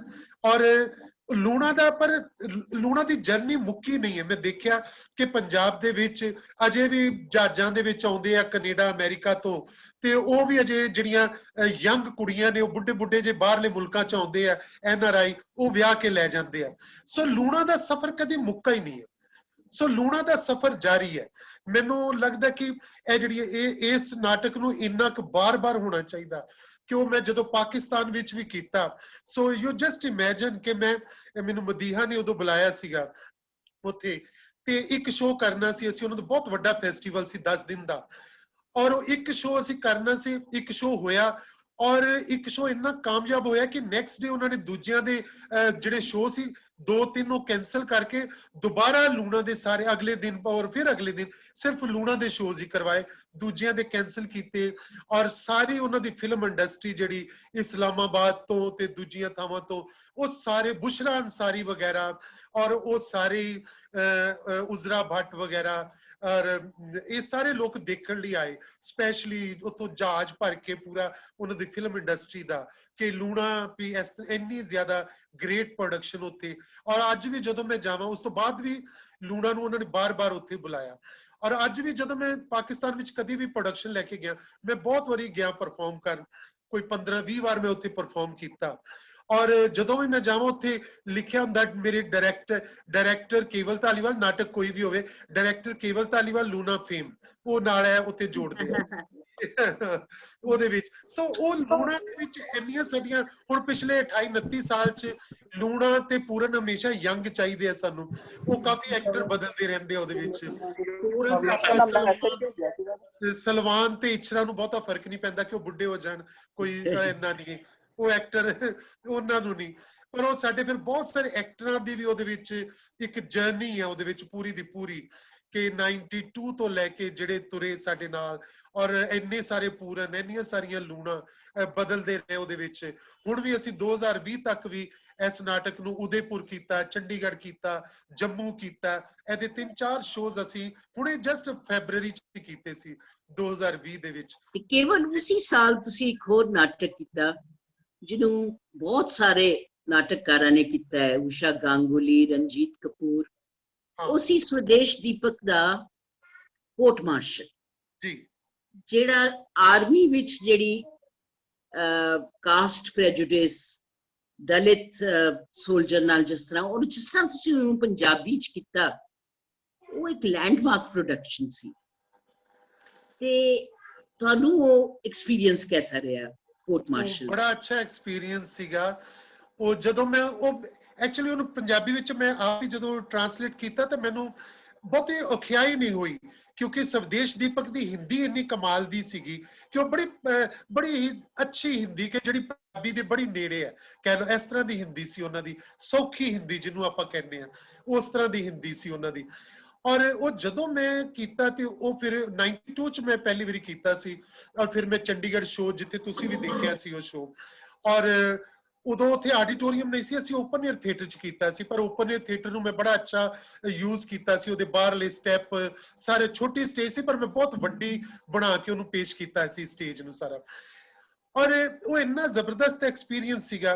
ਕਿ ਉਹ ਵੀ ਪ੍ਰੋਡਕਸ਼ਨ ਮੇਰੀ ਕੰਟੀਨਿਊ ਰਹੀ ਔਰ ਕਮਾਲ ਦੀ ਗੱਲ ਤੁਸੀਂ ਉਸ ਪ੍ਰੋਡਕਸ਼ਨ ਦਾ ਜ਼ਿਕਰ ਕਰ ਰਹੇ ਹੋ ਕਿ ਹੁਣ ਜਦੋਂ ਲਾਕਡਾਊਨ ਸ਼ੁਰੂ ਹੋਇਆ 22 ਤਰੀਕ ਨੂੰ ਤੇ 21 ਤਰੀਕ ਅਸੀਂ 20 ਤਰੀਕ ਨੂੰ ਉਸੇ ਨਾਟਕ ਦੀ ਰਿਹਰਸਲ ਕਰ ਰਹੇ ਸੀ ਦੁਬਾਰਾ ਅਸੀਂ ਉਹਨੂੰ ਫਿਰ ਰਿਵਾਈਵ ਕਰ ਰਹੇ ਸੀ ਪ੍ਰੋਡਕਸ਼ਨ ਨੂੰ ਔਰ 20 ਤਰੀਕ ਨੂੰ ਅਸੀਂ ਉਹਦੀ ਰਿਹਰਸਲ ਕਿਉਂਕਿ ਉਹਨੂੰ ਅਸੀਂ 23 ਤਰੀਕ ਨੂੰ ਉਹਦਾ ਸ਼ੋਅ ਕਰਨਾ ਸੀ ਔਰ ਇੱਥੇ ਚਮਕ ਸਾਹਿਬ ਵਿੱਚ ਬੈਠੇ ਹੋਏ ਆ ਇਹ ਵੀ ਉਹਦੇ ਚ ਰੋਲ ਕਰ ਰਹੇ ਸੀਗੇ ਜੀ ਚਮਕ ਸਾਹਿਬ ਵੀ ਉਹਦੇ ਵਿੱਚ ਸੀ ਤੇ ਸਾਡਾ ਉੱਪਰ ਪੂਰੀ ਤਿਆਰੀ ਅਸੀਂ ਡਰੈਸ ਰਿਹਰਸਲ ਕਰ ਲਈ ਸੀ 20 ਤਰੀਕ ਨੂੰ ਤੇ ਸਾਨੂੰ ਸੀ ਕਿ ਅਸੀਂ ਬਸ ਹੁਣ ਸ਼ੋਅ ਹੀ ਕਰਨਾ ਪਰ ਲਾਕਡਾਊਨ ਹੋ ਗਿਆ ਉਹ ਸਾਡੀ ਪ੍ਰੋਡਕਸ਼ਨ ਤੇ ਪਰ ਉਹਦਾ ਜਿਹੜਾ ਉਹਦਾ ਦਰਦ ਸੀ ਨਾ ਐਕਚੁਅਲੀ ਕਿ ਇੱਕ ਛੋਟੀ ਜ਼ਾਤ ਦਾ ਰਾਮਚੰਦਰ ਜਿਹੜਾ ਉਹ ਜਿਹੜਾ ਦਰਦ ਸੀ ਮੈਂ ਉਸ ਨੂੰ ਕਾਫੀ ਜ਼ਿਆਦਾ ਹਾਈਲਾਈਟ ਕੀਤਾ ਸੀ ਉਸ ਨਾਟਕ ਦੇ ਵਿੱਚ ਕਿਉਂਕਿ ਜਿਹੜਾ ਕਾਸਟ ਸਿਸਟਮ ਹੈ ਇਹ ਮੈਂ ਆਪਣੇ ਨੇੜੇ ਤੇੜੇ ਵੀ ਬਹੁਤ ਦੇਖਿਆ ਹੋਇਆ ਕਿ ਸਾਡੇ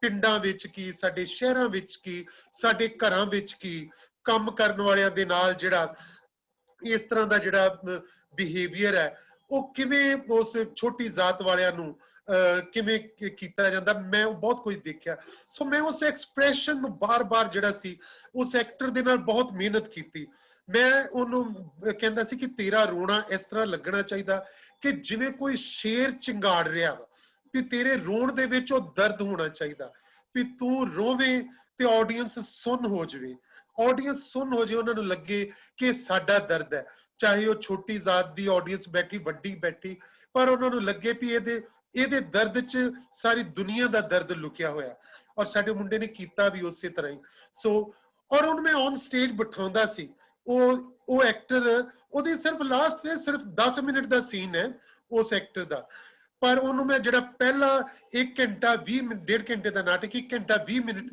ਔਨ ਸਟੇਜ ਉਹਦੇ ਬਾਰੇ ਜੋ ਕੁਝ ਕਿਹਾ ਜਾ ਰਿਹਾ ਜੋ ਕੁਝ ਉਹਦੇ ਬਾਰੇ ਮਾੜੇ ਲਫ਼ਜ਼ ਕਹੇ ਜਾ ਰਿਹਾ ਉਹਨੂੰ ਕਿਵੇਂ ਉਹਨੂੰ ਉਹਦੇ ਅੰਦਰੋਂ ਉਬਾਲ ਨਿਕਲ ਰਿਹਾ ਵਾ ਸੋ ਉਹਨੂੰ ਮੈਂ ਕਰਕੇ ਉਸ ਤਰ੍ਹਾਂ ਫਿਰ ਮੈਂ ਪੇਸ਼ ਕੀਤਾ ਕੇਵਲ ਤੁਸੀਂ ਨਾਟਕ ਡਾਇਰੈਕਟ ਕਰਨ ਦੇ ਨਾਲ ਨਾਲ ਲਿਖਦੇ ਵੀ ਰਹੇ ਹੋ ਨਾਟਕ ਔਰ ਤੁਹਾਡੀਆਂ 2 ਕਿਤਾਬਾਂ ਆਈਆਂ ਨੇ ਹੁਣ ਇੱਕ ਗੁਰੂ ਤੇਗ ਬਹਾਦਰ ਤੇ ਸੀਸ ਜੀ ਤੇ ਦੂਜੀ ਜਲਿਆਂਵਾਲਾ ਬਾਗ ਤੇ ਦੇਸ਼ ਮੇਰਾ 1919 ਤੇ ਇਹਨਾਂ ਦੋਨਾਂ ਨਾਟਕਾਂ ਬਾਰੇ ਥੋੜਾ ਤੁਸੀਂ ਸਾਨੂੰ ਦੱਸੋ ਹਾਂ ਇਹ ਨੀਰਜ ਜੀ ਮੈਂ ਨਾ ਉਦਾਂ ਕਿਉਂਕਿ ਬਹੁਤ ਦੇਰ ਤੋਂ ਮੈਂ ਪਹਿਲੇ ਕਿਉਂਕਿ ਮੈਂ ਪ੍ਰੈਕਟੀਕਲੀ ਇੰਨਾ ਕੰਮ ਕਰ ਰਿਹਾ ਪ੍ਰੈਕਟੀਕਲੀ ਹੁਣ ਵੀ ਕਰਦਾ ਪਰ ਉਦੋਂ ਮੈਂ ਨਾਲ ਲਿਖੀ ਗਿਆ ਪਰ ਮੈਂ ਕਿਤਾਬਾਂ 'ਚ ਕਦੀ ਸਾਂਭਿਆ ਨਹੀਂ ਸੀਗਾ ਹੁਣ ਮੈਂ ਪਿਛਲੇ ਕੁਝ ਸਾਲਾਂ ਤੋਂ ਆ ਕੇ ਕਿਤਾਬਾਂ ਦਾ, ਇਸੇ ਕਰਕੇ ਮੇਰੀ ਕਿਤਾਬਾਂ ਦੀ ਇੰਨੀ ਗਿਣਤੀ ਹੋ ਗਈ ਅਚਾਨਕ ਕਿ ਮੈਂ ਸਾਰੀਆਂ ਸਕ੍ਰਿਪਟਾਂ ਨੂੰ ਸਾਂਭਣਾ ਸ਼ੁਰੂ ਕੀਤਾ ਤੇ ਉਹ ਕਾਫੀ ਸਾਰੇ ਮੇਰੇ ਲਿਖੇ ਹੋਏ ਨਿਕਲ ਆਏ ਫਾਈਲਾਂ ਚੋਂ ਤੇ ਸਭ ਉਹ ਮੈਂ ਕਿਹਾ ਚਲੋ ਇਹਨਾਂ ਨੂੰ ਇਸ ਰੂਪ ਚ ਸਾਂਭ ਲੈਣਾ ਚਾਹੀਦਾ। ਇਹ ਜਦੋਂ ਮੈਂ ਦੇਸ਼ ਮੇਰਾ 1919 ਲਿਖਿਆ ਹੈ ਜਲਿਆਂਵਾਲਾ ਬਾਗ, ਇਹਦੇ ਵਿੱਚ ਮੈਂ ਜਲਿਆਂਵਾਲੇ ਬਾਗ ਨੂੰ ਇੱਕ ਕਰੈਕਟਰ ਦੇ ਤੌਰ ਤੇ ਪੇਸ਼ ਕੀਤਾ ਹੈ ਕਿ ਜਲਿਆਂਵਾਲਾ ਬਾਗ ਮੇਰੇ ਲਈ ਸਿਰਫ ਇੱਕ ਬਾਗ ਨਹੀਂ ਹੈ ਕਿ ਲੋਕੀ ਉੱਥੇ ਘੁੰਮਣ ਫਿਰਨ ਜਾਣ, ਉੱਥੇ ਸੈਲਫੀ ਪੁਆਇੰਟ ਨਹੀਂ ਹੈ। ਮੇਰੇ ਲਈ ਉਨਾ ਹੀ ਪਵਿੱਤਰ ਹੈ ਜਿੰਨਾ ਲਾਗੇ 골ਡਨ ਟੈਂਪਲ ਦੀ ਸਾਡੇ ਲਈ ਪਵਿੱਤਰਤਾ ਹੈ ਕਿ ਇਹ ਸ਼ਹੀਦਾਂ ਦੀ ਥਾਂ ਹੈ, ਉਹ ਸਾਡੇ ਗੁਰੂਆਂ ਦੀ ਥਾਂ ਹੈ, ਉਹਦਾ ਜਿੰਨਾ ਵੱਡਾ ਸਤਿਕਾਰ ਹੈ ਤੇ ਮੈਨੂੰ ਲੱਗਦਾ ਇੱਥੇ ਵੀ ਇੱਕ ਸਤਿਕਾਰ ਵਜੋਂ ਜਾਣਾ ਚਾਹੀਦਾ ਹੈ। ਇਹ ਜੇਕਰ ਇਹਦੇ ਅੰਦਰ ਜਾਣੇ ਅਸੀਂ, ਸਾਡੇ ਦਿਲਾਂ ਚੋਂ ਸਤਿਕਾਰ ਉਹਨਾਂ ਸ਼ਹੀਦਾਂ ਲਈ, ਉਹ ਲਹੂ ਦੇ ਲਈ ਸਤਿਕਾਰ ਹੋਣਾ ਚਾਹੀਦਾ ਉਹਦੇ ਅੰਦਰ ਜਾਣ ਲੱਗਿਆ ਕਿ ਕੋਈ ਪਿਕਨਿਕ ਰਹਿਣਾ ਚਾਹੀਦਾ। ਜਲਿਆਂਵਾਲਾ ਬਾਗ ਜਿਹੜਾ ਕਿ ਅਸੀਂ ਅੰਦਰ ਜਾਈਏ, ਸੈਲਫੀਆਂ ਲਈਏ, ਉੱਥੇ ਜਾ ਕੇ ਕੋਈ ਅਸੀਂ ਕੁਰਕਰੇ ਖਾਈਏ, ਕੋਈ ਇਹੋ ਜਿਹਾ ਕੁਝ ਕਿ ਘਰੋਂ ਪਰੌਂਠੀਆਂ ਲੈ ਕੇ ਜਾਈਏ ਤੇ ਉੱਥੇ ਬਹਿ ਕੇ ਖਾਣ ਲੱਗ ਪਈਏ, ਏਦਾਂ ਨਹੀਂ ਹੋਵੇ। ਜਲਿਆਂਵਾਲੇ ਬਾਗ ਦੇ ਅੰਦਰ ਬੜੀ ਰਿਸਪੈਕਟ ਨਾਲ ਉਹਨਾਂ ਸ਼ਹੀਦਾਂ ਲਈ ਸਾਡੇ ਕੋਲ ਤੇ ਸੋ ਮੈਂ ਜਲਿਆਂਵਾਲਾ ਬਾਗ ਤੇ ਜਿਹੜਾ ਸ਼ਹੀਦ ਊਧਮ ਸਿੰਘ, ਉਹ ਚੋਂ ਦੋ ਨਰੇਟਰ ਨੇ ਦੋਨੋਂ ਹੀ, ਔਰ ਦੋਨੋਂ ਕਰੈਕਟਰ ਨੇ ਔਰ ਨਾਲ ਨਾਲ ਤੁਰਦੇ ਨੇ। ਉਹਦੇ ਵਿੱਚ ਇੱਕ ਜੋ ਕਹਿੰਦਾ ਹੈ ਕਿ ਜਲਿਆਂਵਾਲੇ ਬਾਗ ਨੂੰ ਕਿ ਤੂੰ ਇੱਥੇ ਕਿਵੇਂ ਆ ਗਿਆ, ਜਦੋਂ ਊਧਮ ਸਿੰਘ ਲੰਡਨ ਜੇਲ੍ਹ 'ਚ ਬੈਠਾ ਹੈ ਤੇ ਅਚਾਨਕ ਰੋਸ਼ਨੀ ਹੁੰਦੀ ਤੇ ਜਲਿਆਂਵਾਲਾ ਬਾਗ ਖੜਾ, ਉਹ ਕਹਿੰਦਾ ਤੂੰ ਇੱਥੇ ਜਲਿਆਂਵਾਲਾ ਬਾਗ, ਤੂੰ ਇੱਥੇ ਕਿੱਦਾਂ? ਉਹ ਕਹਿੰਦਾ ਮੈਂ ਹਰ ਉਸ ਧਰਤੀ ਤੇ ਹੈਗਾ ਵਾਂ ਜਿੱਥੇ ਵੀ ਬੇਇਨਸਾਫੀ ਹੈ, ਜਿੱਥੇ ਵੀ ਲਹੂ ਡੁੱਲਦਾ ਹੈ, ਜਲਿਆਂਵਾਲਾ ਬਾਗ ਉੱਥੇ ਜ਼ਰੂਰ ਹੋਏਗਾ। ਸੋ ਮੈਂ ਉਹਨਾਂ ਲੋਕਾਂ ਵਿੱਚ ਸ਼ਾਮਲ ਹੁੰਦਾ ਵਾਂ, ਮੇਰਾ ਲਹੂ ਜਿਹੜਾ ਉਹਨਾਂ ਲਹੂ ਦੇ ਨਾਲ ਜਾ ਕੇ ਮਿਲਦਾ ਹੈ। ਔਰ ਉਹਦੇ ਵਿੱਚ ਇੱਕ ਪੁਆਇੰਟ ਮੈਂ ਹੋਰ ਬੜਾ ਅੱਛਾ ਜਿਹੜਾ ਸੀ, ਮੈਨੂੰ ਖੁਦ ਨੂੰ ਬੜਾ ਚੰਗਾ ਲੱਗਦਾ, ਹਾਈਲਾਈਟ ਕੀਤਾ ਸੀ ਕਿ ਬਹੁਤ ਸਾਰੇ ਇਤਿਹਾਸਕਾਰ ਕਹਿੰਦੇ ਨੇ ਕਿ ਉਸ ਵੇਲੇ ਊਧਮ ਸਿੰਘ ਜਲਿਆਂਵਾਲੇ ਬਾਗ ਵਿੱਚ ਨਹੀਂ ਸੀ। ਕੋਈ ਕਹਿੰਦਾ ਹੈਗਾ, ਕੋਈ ਕਹਿੰਦਾ ਜੀ ਉਹ ਭੱਜ ਕੇ ਦਰਖਤ ਤੇ ਚੜ ਗਿਆ, ਕੋਈ ਕਹਿੰਦਾ ਉਦੋਂ ਪਾਣੀ ਵਰਤਾ ਰਿਹਾ ਸੀ, ਕੋਈ ਕਹਿੰਦਾ ਜੀ ਉਹ ਸਾਰਿਆਂ ਨੂੰ ਪੱਟੀਆਂ ਬੰਨ ਰਿਹਾ ਸੀ, ਕੋਈ ਕਹਿੰਦਾ ਨਹੀਂ ਜੀ ਉਸ ਵੇਲੇ ਉਹ ਤੇ ਕਿਸੇ ਹੋਰ ਮੁਲਕ ਵਿੱਚ ਸੀ। ਔਰ ਮੈਂ ਉਹ ਇੱਕ ਸੀਨ ਪਾਇਆ ਉਹਦੇ ਵਿੱਚ ਇਤਿਹਾਸਕਾਰਾਂ ਦਾ ਕਿ ਆਪਸ ਵਿੱਚ ਬਹਿਸ ਕਰ ਰਹੇ ਨੇ ਕਿ ਊਧਮ ਸਿੰਘ ਉੱਥੇ ਹੈ ਸੀ ਕਿ ਨਹੀਂ ਸੀ ਜਲਿਆਂਵਾਲੇ ਬਾਗ ਦੇ ਅੰਦਰ। ਫਿਰ ਉੱਥੇ ਊਧਮ ਸਿੰਘ ਆਉਂਦਾ ਹੈ, ਊਧਮ ਸਿੰਘ ਕਹਿੰਦਾ ਕਿ ਇਸ ਗੱਲ ਨਾਲ ਕੀ ਫਰਕ ਪੈਂਦਾ ਹੈ ਕਿ ਮੈਂ ਜਲਿਆਂਵਾਲੇ ਬਾਗ ਦੇ ਅੰਦਰ ਹੈ ਸੀ ਜਾਂ ਨਹੀਂ ਸੀ। ਫਰਕ ਇਸ ਗੱਲ ਨਾਲ ਪੈਂਦਾ ਹੈ ਕਿ ਜਲਿਆਂਵਾਲਾ ਬਾਗ ਮੇਰੇ ਅੰਦਰ ਹੈ ਸੀ ਜਾਂ ਨਹੀਂ ਸੀ। ਬਹੁਤ ਅੱਛਾ। ਤੇ ਉਹ ਕਹਿੰਦਾ ਜਲਿਆਂਵਾਲਾ ਬਾਗ ਮੇਰੇ ਅੰਦਰ ਸੀ ਜਿਹੜਾ ਮੈਨੂੰ ਲੰਡਨ ਤੱਕ ਲੈ ਕੇ ਆਇਆ, ਮੈਂ ਉਹ ਆਪਣਾ ਸੁਪਨਾ ਪੂਰਾ ਕੀਤਾ, ਮੈਂ ਉਹਨਾਂ ਸ਼ਹੀਦਾਂ ਦਾ ਬਦਲਾ ਲਿਆ। ਸੋ ਜਲਿਆਂਵਾਲਾ ਬਾਗ ਜਿਹੜਾ ਇਹ ਸਾਡੇ ਹਰ ਪੰਜਾਬੀ ਦੇ ਅੰਦਰ ਰਹਿਣਾ ਚਾਹੀਦਾ, ਉਹ ਜਿਹੜੀ ਸਤਿਕਾਰ ਵਜੋਂ, ਉਹ ਸ਼ਹੀਦਾਂ ਨੂੰ ਪ੍ਰਣਾਮ ਵਜੋਂ। ਸੋ ਮੈਂ ਉਸ ਤਰ੍ਹਾਂ, ਔਰ ਇਹ ਕਿਤਾਬ ਬਹੁਤ ਜ਼ਿਆਦਾ ਮੈਂ ਹਿਸਟਰੀ ਦੇ ਨੇੜੇ ਓਰੀਜਨਲ ਜਿਹੜੇ ਬਿਆਨ ਸੀਗੇ ਉਹ ਵੀ ਸਾਰੇ ਇਹਦੇ ਵਿੱਚ ਮੈਂ ਰੱਖੇ ਸਾਰੇ। ਔਰ ਸਰਦਾਰ ਨਾਨਕ ਸਿੰਘ ਨੂੰ ਮੈਂ ਇਹਦੇ ਵਿੱਚ ਕਰੈਕਟਰ ਬਣਾਇਆ, ਜਿਹੜੇ ਸਾਡੇ ਨੋਵਲਿਸਟ ਸੀਗੇ ਉਹ ਇੱਕ ਕਰੈਕਟਰ ਦੇ ਵਿੱਚ ਦੇ ਤੌਰ ਤੇ ਇਹਦੇ ਵਿੱਚ ਨੇ, ਕਿਉਂਕਿ ਨਾਨਕ ਸਿੰਘ ਉਸ ਵੇਲੇ ਜਲਿਆਂਵਾਲੇ ਬਾਗ ਦੇ ਵਿੱਚ ਸੀਗੇ ਜਦੋਂ ਇਹ ਘਟਨਾ ਹੋਈ ਤੇ ਜਦੋਂ ਹਾਂਜੀ ਉਹ ਜਦੋਂ ਗੋਲੀ ਚੱਲੀ ਸੀ ਨਾਨਕ ਸਿੰਘ ਹੋਰੀ ਵੀ ਉੱਥੇ ਹੀ ਸੀ ਔਰ ਉਹ ਭੱਜੇ, ਉਹ ਡਿੱਗ ਪਏ, ਉਹਨਾਂ ਦੇ ਉੱਤੇ ਕੁਝ ਲਾਸ਼ਾਂ ਡਿੱਗ ਪਈਆਂ, ਉਹ ਬੇਹੋਸ਼ ਹੋ ਗਏ ਤੇ ਜਦੋਂ ਫਿਰ ਉਹ ਬਾਅਦ ਵਿੱਚ ਉਹਨਾਂ ਨੂੰ ਹੋਸ਼ ਆਈ ਤੇ ਫਿਰ ਉਹ ਬਾਹਰ ਆਏ ਸੀ। ਫਿਰ ਆ ਕੇ ਉਹਨਾਂ ਨੇ ਖੂਨੀ ਵਿਸਾਖੀ ਕਿਤਾਬ ਲਿਖੀ ਪੋਇਟਰੀ ਵਾਲੀ, ਤੇ ਬੜੀ ਗ੍ਰੇਟ ਯਾਨੀ ਕਿ ਉਹ ਪੋਇਟਰੀ ਹੈ ਉਹਨਾਂ ਦੀ ਲਿਖੀ ਹੋਈ। ਸੋ ਉਹਨਾਂ ਨੂੰ ਮੈਂ ਇੱਕ ਕਰੈਕਟਰ ਵਜੋਂ ਪੂਰੇ ਨਾਟਕ ਦੇ ਵਿੱਚ ਉਹਨਾਂ ਦੀ ਜਿਹੜੀ ਕਿ ਉਹਦੇ ਵਿੱਚ ਵੀ ਨਿਟਿੰਗ ਕੀਤੀ ਉਸ ਪੂਰੀ ਸਕ੍ਰਿਪਟ ਵਿੱਚ। ਇਸੇ ਤਰ੍ਹਾਂ ਗੁਰੂ ਤੇਗ ਬਹਾਦਰ ਜੀ ਬਾਰੇ, ਕਿਉਂਕਿ 400 ਸਾਲਾ ਹੈ ਗੁਰੂ ਤੇਗ ਬਹਾਦਰ ਜੀ ਦਾ, ਤੇ ਮੈਂ ਦੇਖਿਆ ਕਿ ਬਾਬਾ ਨਾਨਕ ਜੀ ਤੋਂ ਬਾਅਦ ਜੇਕਰ ਸਭ ਤੋਂ ਵੱਧ ਕਿਸੇ ਗੁਰੂ ਸਾਹਿਬਾਨ ਨੇ ਟਰੈਵਲ ਕੀਤਾ ਹੈ ਤਾਂ ਗੁਰੂ ਤੇਗ ਬਹਾਦਰ ਜੀ ਨੇ ਬੜਾ ਟਰੈਵਲ ਕੀਤਾ। ਉਹਨਾਂ ਨੇ ਉਹ ਵੀ ਢਾਕਾ ਤੱਕ, ਬਿਹਾਰ ਤੱਕ, ਅਸਾਮ ਤੱਕ ਤੇ ਬਹੁਤ ਬਹੁਤ ਥਾਵਾਂ ਤੇ ਗਏ। ਮੈਂ ਉਹਨਾਂ ਦੀ ਸ਼ਹਾਦਤ ਕੋਈ ਕਿ ਉਹ 20 ਸਾਲ ਭੋਰੇ 'ਚ ਰਹਿਣਾ, ਤਪ ਕਰਨਾ, ਔਰ ਮੈਂ ਉਸ ਤਪ ਨੂੰ ਇਸੇ ਤਰ੍ਹਾਂ ਕਿ ਉਹ ਆਪਣੇ ਆਪ ਨੂੰ ਸ਼ਹਾਦਤ ਲਈ ਤਿਆਰ ਕਰ ਰਹੇ ਸੀ ਕਿ ਇੰਨੀ ਵੱਡੀ ਸ਼ਹਾਦਤ ਚਾਂਦਨੀ ਚੌਕ 'ਚ ਜਾ ਕੇ ਸੀਸ ਦੇਣਾ, ਇਹ ਕੋਈ ਛੋਟੀ ਮੋਟੀ ਹਸਤੀ ਨਹੀਂ ਸੀ ਵੀ ਉਹ ਅਚਾਨਕ ਨਹੀਂ ਸੀ, ਉਹ 20 ਸਾਲ ਤਿਆਰੀ ਕਰਦੇ ਰਹੇ। ਉਹਨਾਂ ਨੂੰ ਪਤਾ ਸੀ ਇਹ ਵੇਲਾ ਆਉਣਾ ਹੈ, ਇਹ ਜ਼ੁਲਮ ਨਾਲ ਟੱਕਰ ਲੈਣੀ ਪੈਣੀ ਹੈ। ਸੋ ਮੈਂ ਉਹਦੇ ਵਿੱਚ ਸੀਸ, ਨਾਟਕ ਦਾ ਨਾਮ ਵੀ ਸੀਸ ਇਸੇ ਲਈ ਰੱਖਿਆ ਕਿ ਮੈਂ ਕਹਿਣਾ ਚਾਹੁੰਦਾ ਕਿ ਵੀ ਸਿਰ ਤਾਂ ਸਾਡੇ ਸਾਰਿਆਂ ਕੋਲ ਹੁੰਦੇ ਆ ਪਰ ਸੀਸ ਕਿਸੇ ਕਿਸੇ ਕੋਲ ਹੁੰਦਾ ਹੈ। ਤੇ ਸੀਸ ਦੇ ਬਹੁਤ ਵੱਡੇ ਮਾਇਨੇ ਆ। ਸੀਸ ਮਹਿਜ਼ ਇੱਕ ਸਿਰ ਨਹੀਂ ਹੁੰਦਾ, ਸੀਸ ਸ਼ਹਾਦਤਾਂ ਦੀ ਇੱਕ ਲੜੀ ਹੁੰਦੀ ਹੈ, ਉਹ ਇੱਕ ਯੋਧਿਆਂ ਦੇ ਨਾਲ ਜਾ ਕੇ ਜੁੜਦੀ ਹੈ, ਉਹ ਇੱਕ ਸਤਕਾਰ ਹੈ, ਉਹ ਬਹੁਤ ਬਹੁਤ ਵੱਡਾ। ਇਸੇ ਲਈ ਗੁਰਦੁਆਰਾ ਸੀਸਗੰਜ ਹੈ, ਚਾਂਦਨੀ ਚੌਕ ਜਿਹੜਾ ਉਹ ਸੀਸ ਦਾ ਪ੍ਰਤੀਕ ਹੈ। ਸੋ ਸੀਸ ਬਹੁਤ ਵੱਡੀ ਗੁਰੂ ਤੇਗ ਬਹਾਦਰ ਦੀ ਜਿਹੜੀ ਉਹ ਕੁਰਬਾਨੀ ਸੀਗੀ। ਔਰ ਉਹਦੇ ਵਿੱਚ ਮੈਂ ਜਦੋਂ ਔਰੰਗਜ਼ੇਬ ਦੇ ਨਾਲ ਵੀ ਗੱਲ, ਉਹਦੀ ਬੇਟੀ ਜਿਹੜੀ ਜ਼ੈਬੁਨਿਸਾ, ਉਹ ਗੁਰੂ ਤੇਗ ਬਹਾਦਰ ਜੀ ਦੀ ਬਹੁਤ ਕਹਿ ਲਓ ਕਿ ਭਗਤ ਸੀ ਉਹ ਵੀ। ਤਾਂ ਉਹਨੇ ਬੜੀ ਕੋਸ਼ਿਸ਼ ਵੀ ਕੀਤੀ ਸੀ ਕਿ ਗੁਰੂ ਤੇਗ ਬਹਾਦਰ ਜੀ ਨੂੰ ਕਿਵੇਂ ਉੱਥੋਂ ਭਜਾ ਦਿੱਤਾ ਜਾਏ ਕਿਵੇਂ, ਪਰ ਗੁਰੂ ਤੇਗ ਬਹਾਦਰ ਜੀ ਖੁਦ ਨਹੀਂ ਸੀ ਮੰਨੇ ਉਹ ਸਾਰੇ ਦੇ ਵਿੱਚੋਂ। ਸੋ ਉਹ ਪੀਰੀਅਡ ਦੇ ਵਿੱਚ ਵੀ ਜਿਹੜਾ ਸੀਗਾ ਉਸ ਬਹਿਸ ਦੇ ਵਿੱਚ, ਇਹਦੇ ਵਿੱਚ ਮੈਂ ਇੱਕ ਕੋਰਸ ਯੂਜ਼ ਕੀਤਾ ਹੈ, ਕੋਰਸ ਐਂਡ ਕੋਰਸ ਨਾਇਕ। ਜਿਵੇਂ ਕਿ ਗ੍ਰੀਕ ਨਾਟਕਾਂ ਵਿੱਚ ਕੋਰਸ ਹੁੰਦਾ ਸੀਗਾ, ਗ੍ਰੀਕ ਪਲੇਜ਼ ਨੂੰ ਅਸੀਂ ਸਟੱਡੀ ਕਰੀਏ ਤੇ ਉਹਦੇ ਵਿੱਚ ਕੋਰਸ ਬਹੁਤ ਅਹਿਮੀਅਤ ਰੱਖਦਾ ਸੀ, ਕੋਰਸ, ਕੋਰਸ ਨਾਇਕ। ਤੇ ਜਿੱਥੇ ਅਸੀਂ ਜਿਸ ਕਰੈਕਟਰ ਨੂੰ ਪੇਸ਼ ਨਹੀਂ ਕਰ ਸਕਦੇ ਤੇ ਕੋਰਸ ਨਾਇਕ ਉਹਦੀ ਫਿਰ ਆ ਕੇ ਗੱਲ ਕਰਦਾ ਹੈ। ਸੋ ਉਹ ਮੈਂ ਕਾਫੀ ਸਾਰੀ ਥੀਏਟ੍ਰਿਕਲ ਸਕ੍ਰਿਪਟ ਜਿਹੜੀ ਸੀਸ ਵਾਲੀ ਬਣਾਈ ਹੈ, ਔਰ ਬਹੁਤ ਯਾਨੀ ਉਹਨੇ ਜਿਨ੍ਹਾਂ ਨੇ ਵੀ ਉਹ ਪੜ੍ਹੀ ਹੈ ਤੇ ਕਾਫੀ ਅੱਛਾ ਉਹਦਾ ਰਿਸਪੌਂਸ ਮਿਲਿਆ। ਹੁਣ ਜਦੋਂ ਅਸੀਂ ਖੇਡਾਂਗੇ ਫਿਰ ਤੁਸੀਂ ਉਹਦਾ ਰਿਸਪੌਂਸ ਦੇਣਾ ਜੀ। ਤੇ ਕੇਵਲ ਜੀ ਅੱਗੇ ਹੁਣ ਕੀ ਕਰਨ ਦਾ ਇਰਾਦਾ, ਜਾਂ ਕਿਸੇ ਪ੍ਰੋਜੈਕਟ ਨਾਲ ਤੁਸੀਂ ਜੁੜੇ ਹੋਏ ਹੋ? ਮੈਂ ਨਾ ਇੰਨੀ ਦਿਨੀ ਇੱਕ, ਜਦੋਂ ਬਿਲਕੁਲ ਲਾਕਡਾਊਨ ਤੋਂ ਪਹਿਲੇ ਮੈਂ ਇੱਕ ਸਕ੍ਰਿਪਟ ਤਿਆਰ ਕੀਤੀ ਸੀ, ਮਰਾਸੀ ਮੌਲੀਅਰ। ਇਹ ਮੈਂ ਮੌਲੀਅਰ ਦੀ ਲਾਈਫ ਦੇ ਉੱਤੇ ਸੀਗੀ। ਮੌਲੀਅਰ ਕਿਉਂਕਿ ਬਹੁਤ ਵੱਡਾ ਦੁਨੀਆ ਦਾ ਕਮੇਡੀਅਨ ਸੀ, ਬਹੁਤ ਵੱਡੇ ਉਹਦੇ ਪਲੇਜ਼ ਸਾਰੇ ਮੌਲੀਅਰ ਦੇ, ਵੱਡਾ ਨਾਟਕਕਾਰ, ਔਰ ਹਰ ਉਹਦੀ ਕਮੇਡੀ ਉਹਦੀ ਸਾਰੀ, ਪਰ ਉਹਦੀ ਆਪਣੀ ਲਾਈਫ ਵਿੱਚ ਇੰਨੀ ਟ੍ਰੈਜਡੀ ਕਿ ਉਹਨੇ ਜਦੋਂ ਤਾਰਤੂਫ ਵਰਗਾ ਪਲੇ ਲਿਖਿਆ ਤਾਂ ਬੈਨ ਕਰ ਦਿੱਤਾ ਗਿਆ ਸੀ ਉਦੋਂ ਰਾਜੇ ਵੱਲੋਂ, ਜਿਹੜਾ ਬੈਨ ਕਰ ਦਿੱਤਾ ਕਿਉਂਕਿ ਉਹਦੇ ਵਿੱਚ ਉਹਨੇ ਜਿਹੜੇ ਉਦੋਂ ਦੇ ਪਾਦਰੀ ਸੀ ਉਹਨਾਂ ਦਾ ਮਜ਼ਾਕ ਉਡਾਇਆ ਸੀਗਾ। ਸੋ ਉਹ ਨਾਟਕ ਵਿੱਚ ਜਿਹੜੇ ਕਿ ਧਰਮ ਤੇ ਸੱਤਾ ਮਿਲ ਕੇ ਜੋ ਕਰਦੇ ਨੇ, ਜਿਹੜੇ ਲਿਟਰੇਰੀ ਲੋਕ, ਉਹਨਾਂ ਨਾਲ ਕੀ ਬੀਤਦੀ ਹੈ ਜਦੋਂ ਧਰਮ ਤੇ ਸੱਤਾ ਰਲ ਜਾਂਦੇ ਆ, ਵੀ ਉਹਦਾ ਨਾਟਕ ਬੈਨ ਕਰ ਦਿੱਤਾ ਗਿਆ। ਉਹ ਸਾਰਾ ਕੁਝ, ਉਹ ਜਦੋਂ ਨਾਟਕ ਬੈਨ ਹੁੰਦਾ ਹੈ ਤੇ ਇਕੱਲਾ ਨਾਟਕ ਬੈਨ ਨਹੀਂ ਹੁੰਦਾ, ਫਿਰ ਇੱਕ ਲੇਖਕ ਦੇ ਉੱਤੇ ਕੀ ਗੁਜ਼ਰਦੀ ਹੈ, ਉਹਦੇ ਅੰਦਰ ਕੀ ਕੁਝ ਚੱਲਦਾ ਹੈ, ਉਹਦੇ ਕਲਾਕਾਰਾਂ ਉੱਤੇ ਕੀ ਕੁਝ ਗੁਜ਼ਰਦਾ ਹੈ, ਸਾਰਾ ਕੁਝ। ਔਰ ਉਹਦੇ ਲਈ ਉਹਨੂੰ ਸੁਸਾਇਟੀ 'ਚ ਬਦਨਾਮ ਕਰਨ ਲਈ ਕੀ ਕੁਝ ਕੀਤਾ ਜਾ ਰਿਹਾ ਵਾ, ਕੀ ਕੁਝ ਚਾਲਾਂ ਚੱਲੀਆਂ ਜਾ ਰਹੀਆਂ। ਉਹਦੇ ਫਿਰ ਸ਼ਾਗਿਰਦ ਕਹਿੰਦੇ ਨੇ ਕਿ ਮੌਲੀਅਰ ਨੂੰ ਕਿ ਗੁਰੂ ਜੀ ਤੁਸੀਂ ਨਾਟਕ ਕਰੋ, ਅਸੀਂ ਤੁਹਾਡੇ ਨਾਲ ਹਾਂ, ਬੇਸ਼ੱਕ ਨਾਟਕ ਬੈਨ ਕਰਤਾ ਪਰ ਅਸੀਂ ਕਰਾਂਗੇ। ਸੋ ਉਹ ਜਿਹੜੀ ਉਹ ਫਿਰ ਨਾਟਕ ਉਹ ਕਰਦਾ, ਉਹ ਫਿਰ ਕਹਿੰਦਾ ਕਿ ਨਾਟਕ ਤੇ ਹੋਏਗਾ।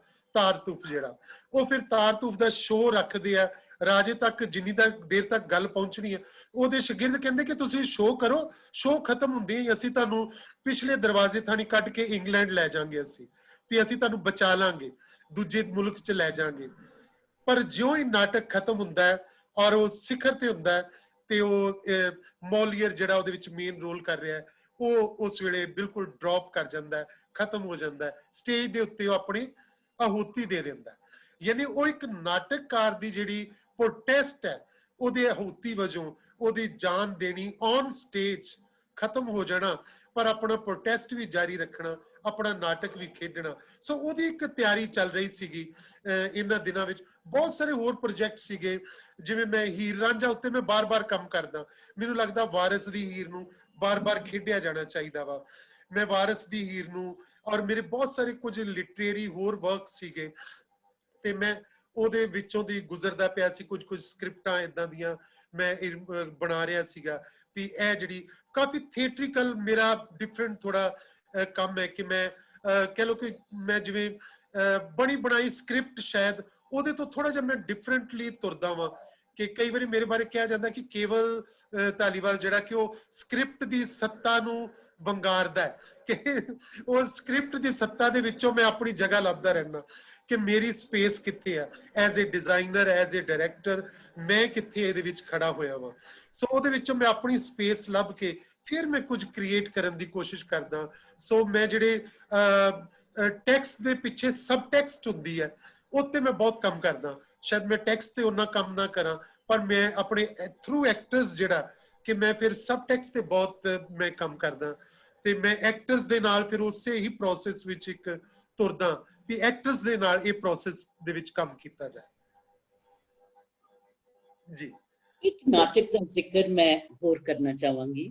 ਹਾਂ ਤੁਸੀਂ ਦੂਰਾਂ ਦੀ ਗੱਲ ਕੀਤੀ ਤੇ ਤੁਸੀਂ ਪੰਜਾਬੀ ਦੀ ਪਹਿਲੀ ਔਰਤ ਸ਼ਾਇਰਾ ਤੇ ਹਾਂ ਵੀ ਨਾਟਕ ਕੀਤਾ ਸੀ, ਨਾਂ ਸੀ ਸ਼ਾਇਰਾ ਪੀਰੋ ਪ੍ਰੇਮਨ ਤੇ।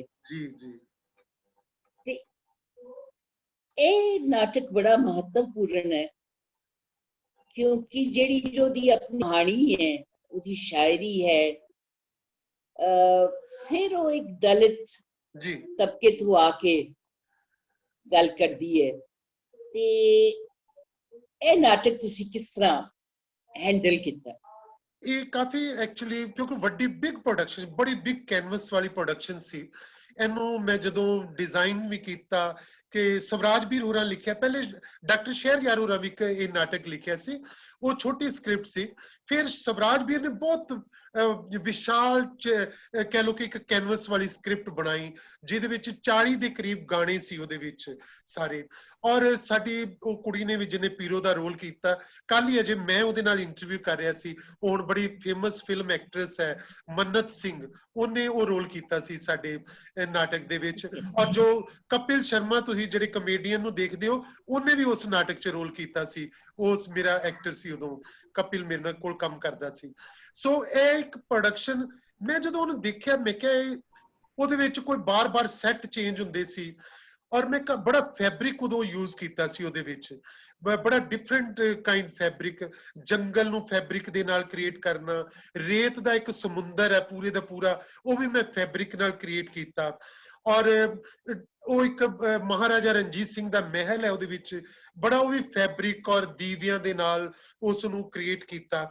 ਪਰ ਉਹ ਸਕ੍ਰਿਪਟ ਦੇ ਵਿੱਚ ਜਿਹੜੀ ਸਟਰੋਂਗ ਚੀਜ਼ ਸੀ ਕਿ ਇੱਕ ਦਲਿਤ ਔਰਤ ਹੈ ਔਰ ਪਹਿਲੀ ਵਾਰੀ ਉਹ ਸ਼ਾਇਰੀ ਕਰ ਰਹੀ ਹੈ, ਜਦੋਂ ਕਿ ਉਦੋਂ ਸਿਰਫ ਮਰਦ ਦੀ ਸ਼ਾਇਰੀ ਕਰਦੇ ਸੀ, ਤੇ ਮਰਦ ਹੁਣ ਇਹ ਬਰਦਾਸ਼ਤ ਨਹੀਂ ਕਰਦੇ ਕਿ ਕੋਈ ਔਰਤ ਸ਼ਾਇਰੀ ਕਰੇਗੀ ਸਾਡੇ ਸਾਹਮਣੇ, ਔਰ ਉਹ ਵੀ ਇੱਕ ਦਲਿਤ ਔਰਤ, ਔਰ ਉਹ ਪੂਰੇ ਸਮਾਜ ਨਾਲ ਟੱਕਰ ਲੈ ਰਹੀ ਹੈ, ਪੂਰੇ ਸਮਾਜ ਨਾਲ ਹੌਲੀ ਹੌਲੀ ਹੌਲੀ ਹੌਲੀ ਕਿਵੇਂ ਉਹ ਗੁਲਾਬ ਦਾਸ ਦੇ ਡੇਰੇ ਤੇ ਪਹੁੰਚਦੀ ਹੈ। ਔਰ ਫਿਰ ਜਦੋਂ ਮੈਂ ਲਾਹੌਰ ਗਿਆ ਤੇ ਮੈਂ ਲਾਹੌਰ ਜਾ ਕੇ ਵੀ ਇਹ ਮੈਂ ਪ੍ਰੋਡਕਸ਼ਨ ਕੀਤੀ, ਮੈਂ ਲਾਹੌਰ ਦੇ ਕਲਾਕਾਰਾਂ ਨੂੰ ਨਾਲ ਲਿਆ, ਉੱਥੇ ਤਿਆਰੀ ਫਿਰ ਦੂਜੀ ਵਾਰ ਕਰਵਾਈ, ਤੇ ਫਿਰ ਮੈਂ ਉੱਥੇ ਇਹਦੇ 5 ਸ਼ੋਅ ਲਗਾਤਾਰ ਕੀਤੇ ਲਾਹੌਰ ਦੇ ਵਿੱਚ, ਔਰ ਬਹੁਤ ਲੋਕਾਂ ਨੇ ਰਿਸਪੌਂਸ ਦਿੱਤਾ ਉੱਥੇ। ਫਿਰ ਮੈਂ ਉਹ ਜਗ੍ਹਾ ਦੇਖ ਕੇ ਆਇਆ ਜਿੱਥੇ ਪੀਰੋ ਨੇ ਸ਼ਾਇਰੀ ਕੀਤੀ ਸੀ, ਉਹ ਕੋਈ ਕਸੂਰ ਦੇ ਲਾਗੇ ਉਹ ਚੱਠਿਆਂ ਵਾਲਾ ਜਗ੍ਹਾ ਹੈ, ਉੱਥੇ ਜਿੱਥੇ ਉਹ ਪੀਰੋ ਔਰ ਗੁਲਾਬ ਦਾਸ ਦਾ ਉਹ ਡੇਰਾ ਸੀਗਾ, ਉੱਥੇ ਗੁਲਾਬ ਦਾਸੀ ਪਰੰਪਰਾ ਦੇ ਵਿੱਚੋਂ ਸੀ ਉਹ ਡੇਰਾ। ਔਰ ਉੱਥੇ ਸਾਨੂੰ ਪਿੰਡ ਦੇ ਲੋਕ ਵੀ ਮਿਲੇ, ਮੈਂ ਉਹ ਡੇਰਾ ਵੀ ਦੇਖਿਆ, ਉਹ ਹੁਣ ਤੇ ਟੁੱਟ ਭੱਜ ਵਾਲੀ ਸ਼ਕਲ ਵਿੱਚ ਸੀਗਾ ਉੱਥੇ, ਪਰ ਫਿਰ ਮੈਨੂੰ ਚੰਗਾ ਲੱਗਾ ਕਿ ਮੈਂ ਉਹ ਜਗ੍ਹਾ ਦੇਖੀ ਜਿੱਥੇ ਪੀਰੋ ਨੇ ਸ਼ਾਇਰੀ ਦੀ ਰਚਨਾ ਕੀਤੀ। ਸੋ ਬੜੀ ਕਹਿ ਲਓ, ਮੈਂ ਕੈਲਕਟਾ ਕੀਤਾ ਉਹ ਪਲੇ, ਮੈਂ ਨੈਸ਼ਨਲ ਸਕੂਲ ਆਫ ਡਰਾਮਾ ਦੇ ਜਿਹੜਾ ਭਾਰੰਗਮ, ਜਿਹੜਾ ਕਿ ਇੰਟਰਨੈਸ਼ਨਲ ਫੈਸਟੀਵਲ ਹੁੰਦਾ ਹੈ, ਉਹਦੇ ਵਿੱਚ ਵੀ ਮੈਨੂੰ ਕਰਨ ਦਾ ਮੌਕਾ ਮਿਲਿਆ, ਚੰਡੀਗੜ੍ਹ ਪੰਜਾਬ 'ਚ ਉਹਦੇ ਕਈ ਸ਼ੋਜ਼ ਮੈਂ ਕੀਤੇ। ਪਰ ਉਹ ਪ੍ਰੋਡਕਸ਼ਨ ਨੇ ਸਾਨੂੰ, ਸਾਡੀ ਪੂਰੀ ਇੱਕ ਟੀਮ ਨੂੰ ਬੜੀ ਇੱਕ ਕਹਿ ਲਓ ਕਿ ਵਿਸ਼ਾਲਤਾ ਦਿੱਤੀ ਉਹਦੇ ਵਿੱਚ। ਕੋਰਸ ਜਿਹੜਾ ਸਿੰਗਰਸ ਦਾ, ਕੋਈ 8-10 ਜਣਿਆਂ ਦਾ ਕੋਰਸ ਸੀਗਾ ਜਿਹੜਾ ਗਾਉਂਦਾ ਹੈ ਪੂਰਾ, ਔਰ ਹਰ ਸੀਨ ਤੋਂ ਬਾਅਦ ਇੱਕ ਨਵੀਂ ਧੁਨ, ਇੱਕ ਨਵਾਂ ਗੀਤ ਉਹਦੇ ਵਿੱਚ ਆਉਂਦਾ ਹੈ। ਔਰ ਉਹ ਉਦੋਂ ਮੈਂ, ਕਿਉਂਕਿ ਮੇਰੇ ਨਾਟਕਾਂ ਦਾ ਮਿਊਜ਼ਿਕ ਵੀ ਜਿਹੜਾ ਕਿ ਮੈਂ ਆਪ ਜਦੋਂ ਤਿਆਰ ਕਰਦਾ, ਧੁਨਾਂ ਮੈਂ ਆਪ ਤਿਆਰ ਕਰਦਾ, ਸਿੰਗਰ ਮੇਰੇ ਕੋਲ ਹੁੰਦੇ ਆ ਸਾਰੇ, ਤੇ ਉਹ ਮਿਊਜ਼ਿਕ, ਪਰ ਉਹਦਾ ਡਿਜ਼ਾਈਨ ਬੜਾ ਕਮਾਲ ਦਾ ਸੀਗਾ। ਉਹ ਜਦੋਂ ਅੱਜ ਵੀ ਅਸੀਂ ਹੁਣੇ ਲੇਟੈਸਟ ਮੈਂ ਉਹ YouTube ਤੇ ਉਹਦੀ ਪ੍ਰੋਡਕਸ਼ਨ ਦੀ ਉਹ ਮੈਂ ਪਾਈ ਹੋਈ ਹੈ, ਉਹ ਸਾਰੀ ਉਹਦੀ ਨਾਟਕ ਜਿਹੜਾ YouTube ਤੇ ਅਵੇਲੇਬਲ ਹੈ। ਹੁਣ ਵੀ ਜਦੋਂ ਉਹਨੂੰ ਦੇਖਦੇ ਆ ਪਿੱਛੇ ਮੁੜ ਕੇ, ਤੇ ਉਹ ਕਮਾਲ ਦਾ ਇੱਕ ਯਾਨੀ ਕਿ ਉਹ ਐਕਸਪੀਰੀਅੰਸ ਨਜ਼ਰ ਆਉਂਦਾ ਹੈ ਕਿ ਅਸੀਂ ਇੰਨੀ ਵੱਡੀ ਪ੍ਰੋਡਕਸ਼ਨ ਜਿਹੜੀ ਕਿ ਇੰਨੀ ਇੰਜ ਲੱਗਦਾ ਜਿਵੇਂ ਹੁਣ ਲੱਗਦਾ ਆਸਾਨੀ ਨਾਲ ਕਰ ਲਈ ਅਸੀਂ, ਵੀ ਉਦੋਂ ਬੜੀ ਮਿਹਨਤ ਕਰਨੀ ਪਈ ਸੀਗੀ। ਪਰ ਉਹ ਇੰਨੇ ਕਾਸਟਿਊਮ ਚੇਂਜ ਕਰਨੇ, ਪੀਰੋ ਵੱਖ-ਵੱਖ ਕਲਰਸ ਮੈਂ ਉਹਨੂੰ ਦਿੱਤੇ ਸੀ, ਸਾਰੇ ਉਹਦੀ ਜਰਨੀ ਨਾਲ ਜੁੜੇ ਹੋਏ ਕਲਰਸ, ਕਿਵੇਂ ਉਹਨੇ ਉਸ ਮੁਕਾਮ ਤੱਕ ਪਹੁੰਚਣਾ ਕਿੱਦਾਂ ਹੈ, ਕਿ ਉਹ ਪੀਰੋ ਵਾਲੇ ਮੁਕਾਮ ਤੱਕ, ਜਦੋਂ ਉਹ ਪੀਰ ਤੇ ਮੈਂ ਪੀਰੋ, ਇਹ ਜਦੋਂ ਹੋ ਜਾਣ ਤੇ ਉਦੋਂ ਕਿਹੜੇ ਕਲਰਸ ਹੋ ਜਾਣਗੇ ਉਹਦੇ, ਹੈ ਨਾ, ਇਸ ਤਰ੍ਹਾਂ ਦੇ ਕਲਰ ਵਿੱਚੋਂ ਮੈਂ ਉਹਦੀ ਜਰਨੀ ਲੈ ਕੇ ਗਿਆ ਸੀ ਜੀ। ਕੇਵਲ ਜੀ, ਮੇਰਾ ਤੇ ਦਿਲ ਕਰਦਾ ਹੈ ਮੈਂ ਹੀ ਗੱਲਾਂ ਕਰੀ ਜਾਵਾਂ, ਪਰ ਕੁਝ ਹੋਰ ਲੋਕ ਵੀ ਤੁਹਾਡੇ ਨਾਲ ਗੱਲਾਂ ਕਰਨਾ ਚਾਹੁੰਦੇ ਨੇ। ਜੀ ਜੀ ਬਿਲਕੁਲ ਤੇ ਬਿਲਕੁਲ। ਮੈਂ ਜਸਮੀਤ ਹੋਰਾਂ ਨੂੰ ਕਹਾਂਗੀ ਕਿ ਉਹ ਬਾਕੀਆਂ ਨੂੰ ਵੀ ਸ਼ਾਮਿਲ ਕਰ ਲੈਣ, ਕੁਝ ਗੱਲਾਂ ਉਹ ਵੀ ਪੁੱਛ ਲੈਣ ਤੁਹਾਡੇ ਤੋਂ। Thank you Neeru. मेरी आवाज आ रही है? जी जी जी बिल्कुल आ रही है।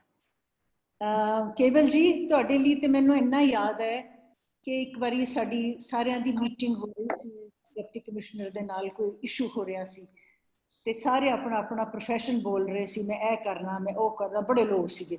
ਤੇ ਜਦੋਂ ਤੁਹਾਡੀ ਵਾਰੀ ਆਈ ਤੇ ਬੜੇ ਆਰਾਮ ਨਾਲ ਕਹੇ ਥੀਏਟਰ ਥੀਏਟਰ ਥੀਏਟਰ। ਤੁਸੀਂ ਇਹਦਾ ਪ੍ਰਤੱਖ ਸਬੂਤ ਵੀ ਹੈਗੇ ਹੋ। ਤੇ ਹੁਣ ਨਜ਼ਰ ਮਾਰੀਏ ਥੋੜੇ ਜਿਹੇ ਸਵਾਲ ਜਵਾਬ। ਦੋਸਤੋ ਜਿਨ੍ਹਾਂ ਨੇ ਕੋਈ ਸਵਾਲ ਕਰਨਾ ਹੈ ਉਹ ਆਪਣਾ ਸਵਾਲ ਕਰ ਲੈਣ। मेरे ख्याल अरविंदर चमक आ गए ने जी, बहुत शुक्रिया जसमीत जी। और यकीन मनो नीरू जी, ਜਦੋਂ ਤੁਸੀਂ ਕੇਵਲ ਜੀ ਦੇ ਨਾਲ ਗੱਲ ਕਰ ਰਹੇ ਸੀ ਤੇ ਮੈਨੂੰ ਤਕਰੀਬਨ 2.5 ਦਹਾਕਿਆਂ ਦਾ ਇੱਕ ਸਫ਼ਰ ਮੇਰਾ ਵੀ ਕੇਵਲ ਜੀ ਦੇ ਨਾਲ ਬਤੌਰ ਸ਼ਾਗਿਰਦ ਦੋਸਤ ਇੱਕ ਉਹ ਸਾਡੇ ਰਹਿਨੁਮਾ ਨੇ ਗੁਜ਼ਰਿਆ ਔਰ ਬੜਾ ਕੁਝ ਸਿੱਖਣ ਨੂੰ ਮਿਲਿਆ। ਔਰ ਇਹਨਾਂ ਦੀਆਂ ਅੱਜ ਗੱਲਾਂ ਦੇ ਵਿੱਚੋਂ ਭਾਜੀ ਗੁਰਸ਼ਰਨ ਸਿੰਘ ਦੇ ਨਾਲ ਮੈਨੂੰ ਡਾਇਰੈਕਟਲੀ ਆਪ ਤੇ ਕੰਮ ਕਰਨ ਦਾ ਮੌਕਾ ਨਹੀਂ ਮਿਲਿਆ, ਲੇਕਿਨ ਉਹਨਾਂ ਦਾ ਪ੍ਰਤੀਬਿੰਬ ਅਸੀਂ ਕੇਵਲ ਜੀ ਦੇ ਅੰਦਰੋਂ ਦੇਖਦੇ ਹਾਂ ਔਰ ਕੇਵਲ ਜੀ ਦੀਆਂ ਪ੍ਰੋਡਕਸ਼ਨਸ, ਕੇਵਲ ਜੀ ਦੀਆਂ ਡਾਇਰੈਕਸ਼ਨਸ ਦੇ ਵਿੱਚੋਂ ਦੇਖਦੇ ਹਾਂ ਔਰ ਨਤਮਸਤਕ ਹੁੰਦੇ ਹਾਂ ਅਸੀਂ, ਸਜਦਾ ਕਰਦੇ ਹਾਂ ਇਸ ਰੂਹ ਨੂੰ, ਇਸ ਸੋਚ ਨੂੰ ਜਿਸ ਨੂੰ ਦੁਨੀਆ ਕੇਵਲ ਧਾਲੀਵਾਲ ਦੇ ਨਾਮ ਨਾਲ ਜਾਣਦੀ ਹੈ।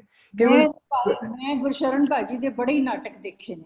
ਜੀ ਜੀ ਕੇਵਲ ਜੀ ਕੁਝ ਕੁਐਸਚਨ ਨੇ ਜਿਨ੍ਹਾਂ ਦੇ ਵਿੱਚੋਂ ਬੜਾ ਡੂੰਘਾ ਸਵਾਲ ਹੈ ਕਿ ਤੁਹਾਡੇ ਬੜੇ ਕੰਸਰਟਡ ਐਫਰਟਸ ਰਹੇ ਨੇ, ਬੜੇ ਸੋਸ਼ਲ ਚੇਂਜਸ ਨੂੰ ਲਿਆਉਣ ਵਾਸਤੇ ਭਾਜੀ ਗੁਰਸ਼ਰਨ ਸਿੰਘ ਦੀ ਜਰਨੀ ਤੋਂ ਲੈ ਕੇ ਹੁਣ ਤੱਕ। ਸੋ ਮਚ ਸੋ ਜਿਹੜਾ ਜਿਸ ਨਾਟਕ ਕੋਰਟ ਮਾਰਸ਼ਲ ਦੀ ਤੁਸੀਂ ਗੱਲ ਕਰ ਰਹੇ ਹੋ ਉਹਦੇ 'ਚ ਜਿਹੜੀ ਉਹਦੀ ਦਲਿਤ ਦੀ ਅਵਸਥਾ ਹੈ ਉਹ ਵੀ ਇੱਕ ਸੋਸ਼ਲ ਸਟਿਗਮਾ ਜਾਂ ਸੋਸ਼ਲ ਚੇਂਜ ਲਿਆਉਣ ਦਾ ਇੱਕ ਉਪਰਾਲਾ ਹੈ ਤੁਹਾਡੇ ਵੱਲੋਂ। ਡਿਸਪਾਈਟ ਆਲ ਦੋਜ਼ ਐਫਰਟਸ ਇੱਕ ਸਵਾਲ ਹੈ ਕਿ ਸੋਸਾਇਟੀ ਦੇ ਵਿੱਚ ਹਾਲੇ ਵੀ ਸਾਨੂੰ ਬਹੁਤ ਵੱਡੀ ਚੇਂਜ ਨਜ਼ਰ ਨਹੀਂ ਆਉਂਦੀ। ਇਹਦਾ ਉਹ ਤੁਹਾਡੇ ਕੋਲ ਉੱਤਰ ਜਾਣਨਾ ਚਾਹੁੰਦੇ ਨੇ ਕਿ ਇਹਦਾ ਕੀ ਕਾਰਨ ਹੋ ਸਕਦਾ ਕਿ ਹਾਲੇ ਵੀ ਸਾਨੂੰ ਬਹੁਤ ਜ਼ਿਆਦਾ ਚੇਂਜ ਨਜ਼ਰ ਨਹੀਂ ਆਉਂਦੀ। ਮੈਨੂੰ ਲੱਗਦਾ ਕਿ ਜਿਹੜਾ ਇਹ ਪਿਛਲੇ ਸਮੇਂ ਦੇ ਵਿੱਚ ਬੜਾ ਤੇਜ਼ੀ ਨਾਲ ਬਦਲਾਅ ਆਇਆ ਨਾ ਸੋਸਾਇਟੀ ਦੇ ਵਿੱਚ, ਤੇ ਪਰ ਬਹੁਤ ਥਾਵਾਂ ਦੇ ਉੱਤੇ ਜਿਹੜਾ ਕਿ ਅਸੀਂ ਜਿਸ ਤਰ੍ਹਾਂ ਦੀਆਂ ਐਫਰਟਸ ਕੀਤੀਆਂ, ਕਿਉਂਕਿ ਅਸੀਂ ਥੀਏਟਰ ਵਾਲੇ ਲੋਕ ਤਾਂ ਐਫਰਟਸ ਕਰ ਸਕਦੇ, ਜਿੱਦਾਂ ਅਸੀਂ ਪਿੰਡਾਂ ਵਿੱਚ ਪਹੁੰਚ ਸਕਦੇ ਮੈਕਸਿਮਮ ਲੋਕ। ਮੈਂ ਤੁਹਾਨੂੰ ਇੱਕ ਐਗਜ਼ਾਮਪਲ ਦੱਸਦਾ ਕਿ ਮੈਂ ਨਾ ਇੱਥੇ ਝਬਾਲ ਦੇ ਲਾਗੇ ਹੀ ਅੰਮ੍ਰਿਤਸਰ ਦੇ ਵਿੱਚ ਇੱਕ ਪਿੰਡ 'ਚ ਨਾਟਕ ਕਰਨ ਗਿਆ ਤੇ ਉੱਥੇ ਪਿੰਡ ਦੇ ਵਿੱਚ ਉਹ ਨਸ਼ਿਆਂ ਦੇ ਖਿਲਾਫ ਨਾਟਕ ਸੀਗਾ ਤੇ ਸਟੇਜ ਤੋਂ ਮੈਂ ਨਾਟਕ ਕਰਕੇ ਉਤਰਿਆ ਤੇ ਇੱਕ ਬਹੁਤ ਬਜ਼ੁਰਗ ਮੇਰੇ ਗਲੇ ਆ ਕੇ ਮਿਲੇ, ਬਹੁਤ ਕੁੱਟ ਕੇ ਜੱਫੀ ਪਾ ਕੇ, ਪਰ ਮੈਨੂੰ ਕਹਿੰਦੇ ਕਿ ਬੇਟਾ ਜੇ ਤੂੰ ਇਹ ਨਾਟਕ 15 ਦਿਨ ਪਹਿਲੇ ਕਰਦਾ ਤੇ ਮੇਰੇ ਮੁੰਡੇ ਨੇ ਬਚ ਜਾਣਾ ਸੀ। ਮੈਨੂੰ ਲੱਗਾ ਕਿ ਹਾਂ ਇਹ ਨਾਟਕ ਜਿਹੜੇ ਆ ਵੀ ਇਸ ਤਰ੍ਹਾਂ ਵੀ ਅਸਰ ਕਰਦੇ ਆ। ਮੈਂ ਇੱਥੇ ਬਿਲਕੁਲ ਜਿਹੜਾ ਜੋੜਾ ਫਾਟਕ ਹੈ ਇਹਦੇ ਪਿਛਲੇ ਪਾਸੇ ਜਿੰਨਾ ਏਰੀਆ, ਮੈਂ ਇੱਥੇ ਲਗਭਗ ਕੋਈ ਇੱਕ ਵਾਰੀ ਏਡਜ਼ ਦੇ ਖਿਲਾਫ ਕੋਈ 150-200 ਸ਼ੋਜ਼ ਕੀਤੇ ਸੀ ਗਲੀਆਂ ਦੇ ਵਿੱਚ ਜਾ ਕੇ। ਔਰ ਉਹ ਜਦੋਂ ਮੈਂ ਇੱਕ ਗਲੀ 'ਚ ਕਰਕੇ ਅਗਲੇ ਦਿਨ ਦੂਜੀ ਵਾਰੀ ਉੱਥੋਂ ਲੰਘਦਾ ਸੀ ਤੇ ਲੋਕ ਘਰਾਂ 'ਚੋਂ ਬਾਹਰ ਆ ਕੇ ਮੇਰੇ ਕੋਲ ਪੁੱਛਦੇ ਸੀਗੇ ਕਿ ਮੈਨੂੰ ਕਹਿੰਦੇ ਸੀ ਡਾਕਟਰ ਸਾਹਿਬ, ਉਹ ਮੈਨੂੰ ਡਾਕਟਰ ਸਮਝਣ ਲੱਗ ਪਏ। ਉਹ ਕਹਿੰਦੇ ਡਾਕਟਰ ਸਾਹਿਬ ਸਾਡੇ ਬੱਚੇ ਨੂੰ ਹੈਗਾ, ਤੁਸੀਂ ਦੱਸੋ ਕਿਹੜੇ ਹਸਪੀਟਲ ਦਾਖਲ ਕਰਾਈਏ। ਯਾਨੀ ਨਾਟਕ ਏਦਾਂ ਵੀ ਅਸਰ ਪਾਉਂਦਾ ਰਿਹਾ।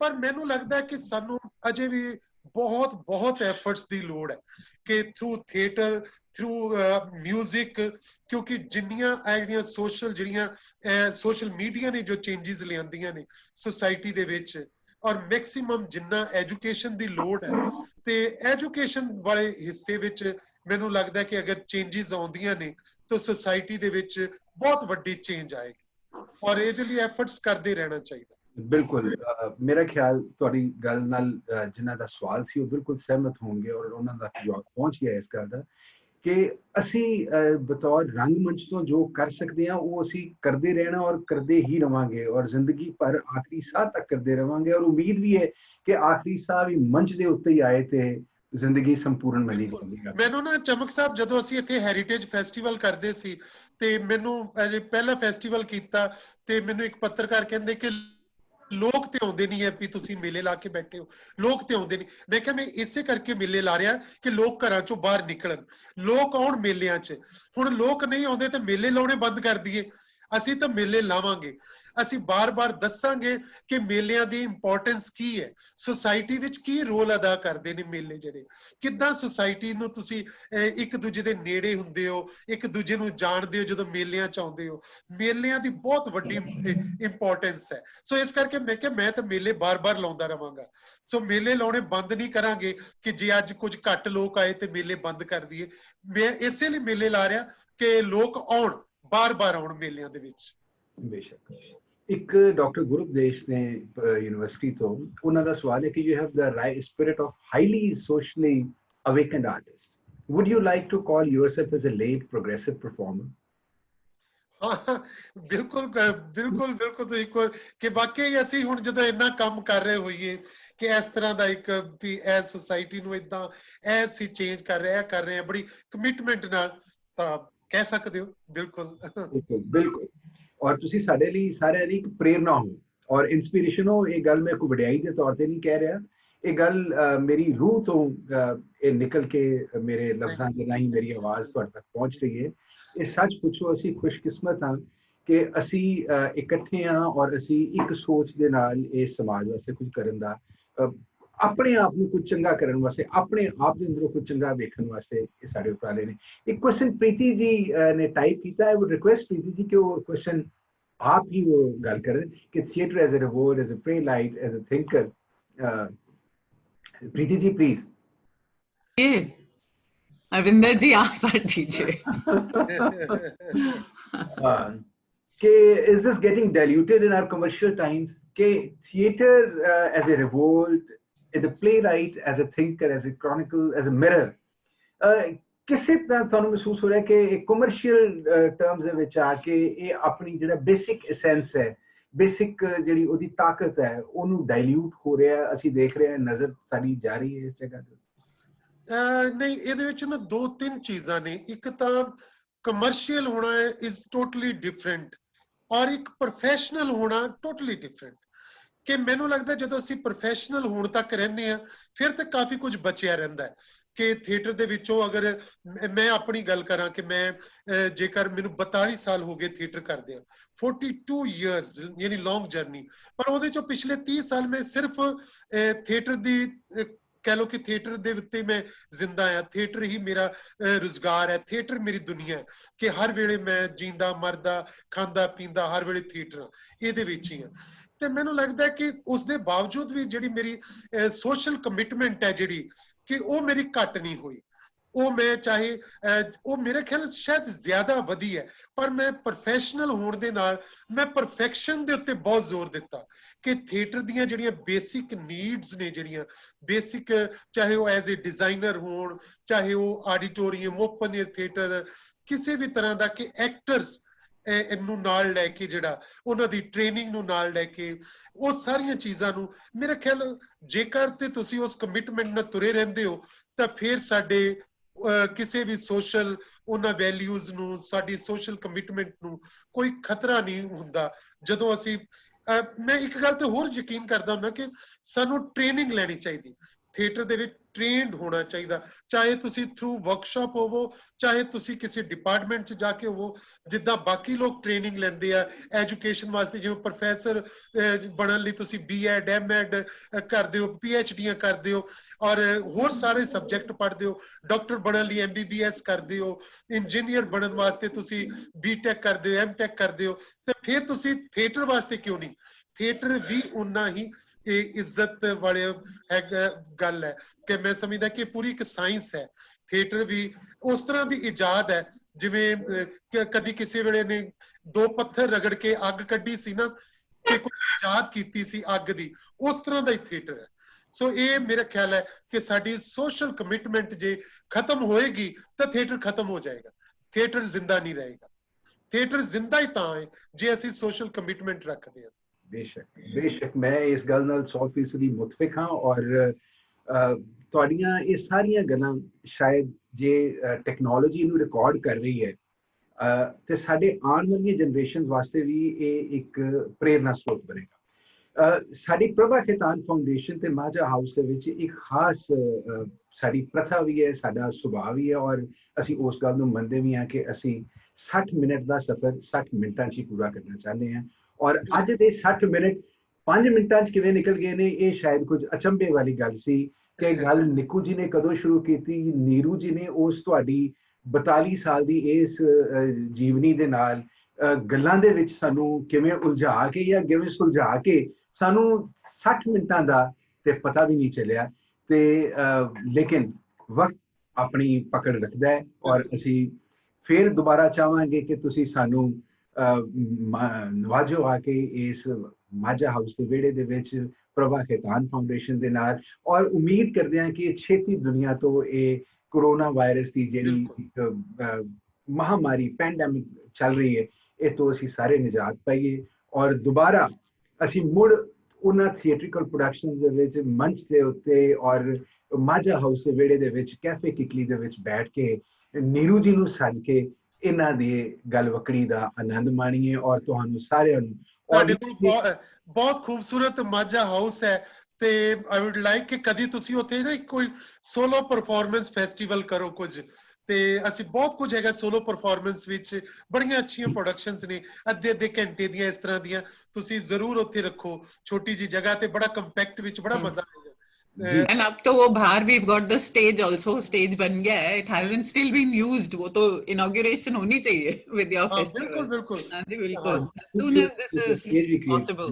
बहुत शुक्रिया ਤੁਹਾਡਾ, बहुत शुक्रिया ਮਾਝਾ ਹਾਊਸ ਵੱਲੋਂ, ਪ੍ਰਭਾ ਖੇਤਾਨ ਫਾਊਂਡੇਸ਼ਨ ਵੱਲੋਂ ਔਰ ਖਾਸ ਤੌਰ ਤੇ ਆਡੀਅנס ਵੱਲੋਂ। ਮੈਂ ਆਡੀਅנס ਦੇ ਸਾਰੇ ਰਿਵਿਊਜ਼ ਨਹੀਂ ਪੜ੍ਹ ਸਕਿਆ, ਪਰ ਯਕੀਨ ਮੰਨੋ ਗੂਜ਼ ਬੰਪਸ ਦੀ ਜਦੋਂ ਡਾਕਟਰ ਜੀਨਾ ਗੱਲ ਕਰਦੇ ਨੇ ਤਾਂ ਮੈਨੂੰ ਲੱਗਦਾ ਹੈ ਕਿ ਉਹ ਸਾਰੇ ਚੌਗਿਰਦੇ ਜਿਹੜੇ ਸਾਡੇ ਪਾਰਟਿਸਪੈਂਟਸ ਨੇ ਉਹਨਾਂ ਦੀ ਗੱਲ ਤੁਹਾਡੇ ਤੱਕ ਪਹੁੰਚ ਜਾਂਦੀ ਹੈ। ਔਰ ਨਿਰੂਪਮਾ ਦੱਤ ਜੀ, ਤੁਸੀਂ ਇੱਕ ਸਾਹਿਤਕ ਪਰਸਨੈਲਿਟੀ ਹੋ, ਸਾਡੇ ਪੱਤਰਕਾਰ ਹੋ, ਸਾਨੂੰ ਹਮੇਸ਼ਾ ਨਵਾਜ਼ਦੇ ਹੋ ਔਰ ਸਾਡਾ ਹਮੇਸ਼ਾ ਧਿਆਨ ਰੱਖਦੇ ਹੋ। ਤੁਹਾਡਾ ਸਾਰਿਆਂ ਦਾ ਅੱਜ ਦੇ ਇਸ ਵਿਹੜੇ ਦੀ ਇਸ ਬੈਠਕ ਦੇ ਵਿੱਚ ਤੁਹਾਡਾ ਸਾਰਿਆਂ ਦਾ ਧੰਨਵਾਦ। Thank you Jasmeet ji. Under your guidance ਅਸੀਂ ਜ਼ਰੂਰ ਥੀਏਟਰ ਕਰਨਾ ਚਾਹਾਂਗੇ ਜੀ, ਅਸੀਂ ਪਰ ਜ਼ਰੂਰ ਥੀਏਟਰ 'ਚ ਐਕਟ ਕਰਨਾ ਚਾਹਾਂਗੇ ਅੰਡਰ ਯੋਰ ਗਾਈਡੈਂਸ। ਬਿਲਕੁਲ ਇੰਦੂ ਜੀ, ਜ਼ਰੂਰ ਜ਼ਰੂਰ। ਹਾਂਜੀ ਜ਼ਰੂਰ। अच्छा लगा, wonderful session. Thank you Neeru ji, thank you so much Keval ji. So wonderful. Thank you. Goodbye. Goodbye.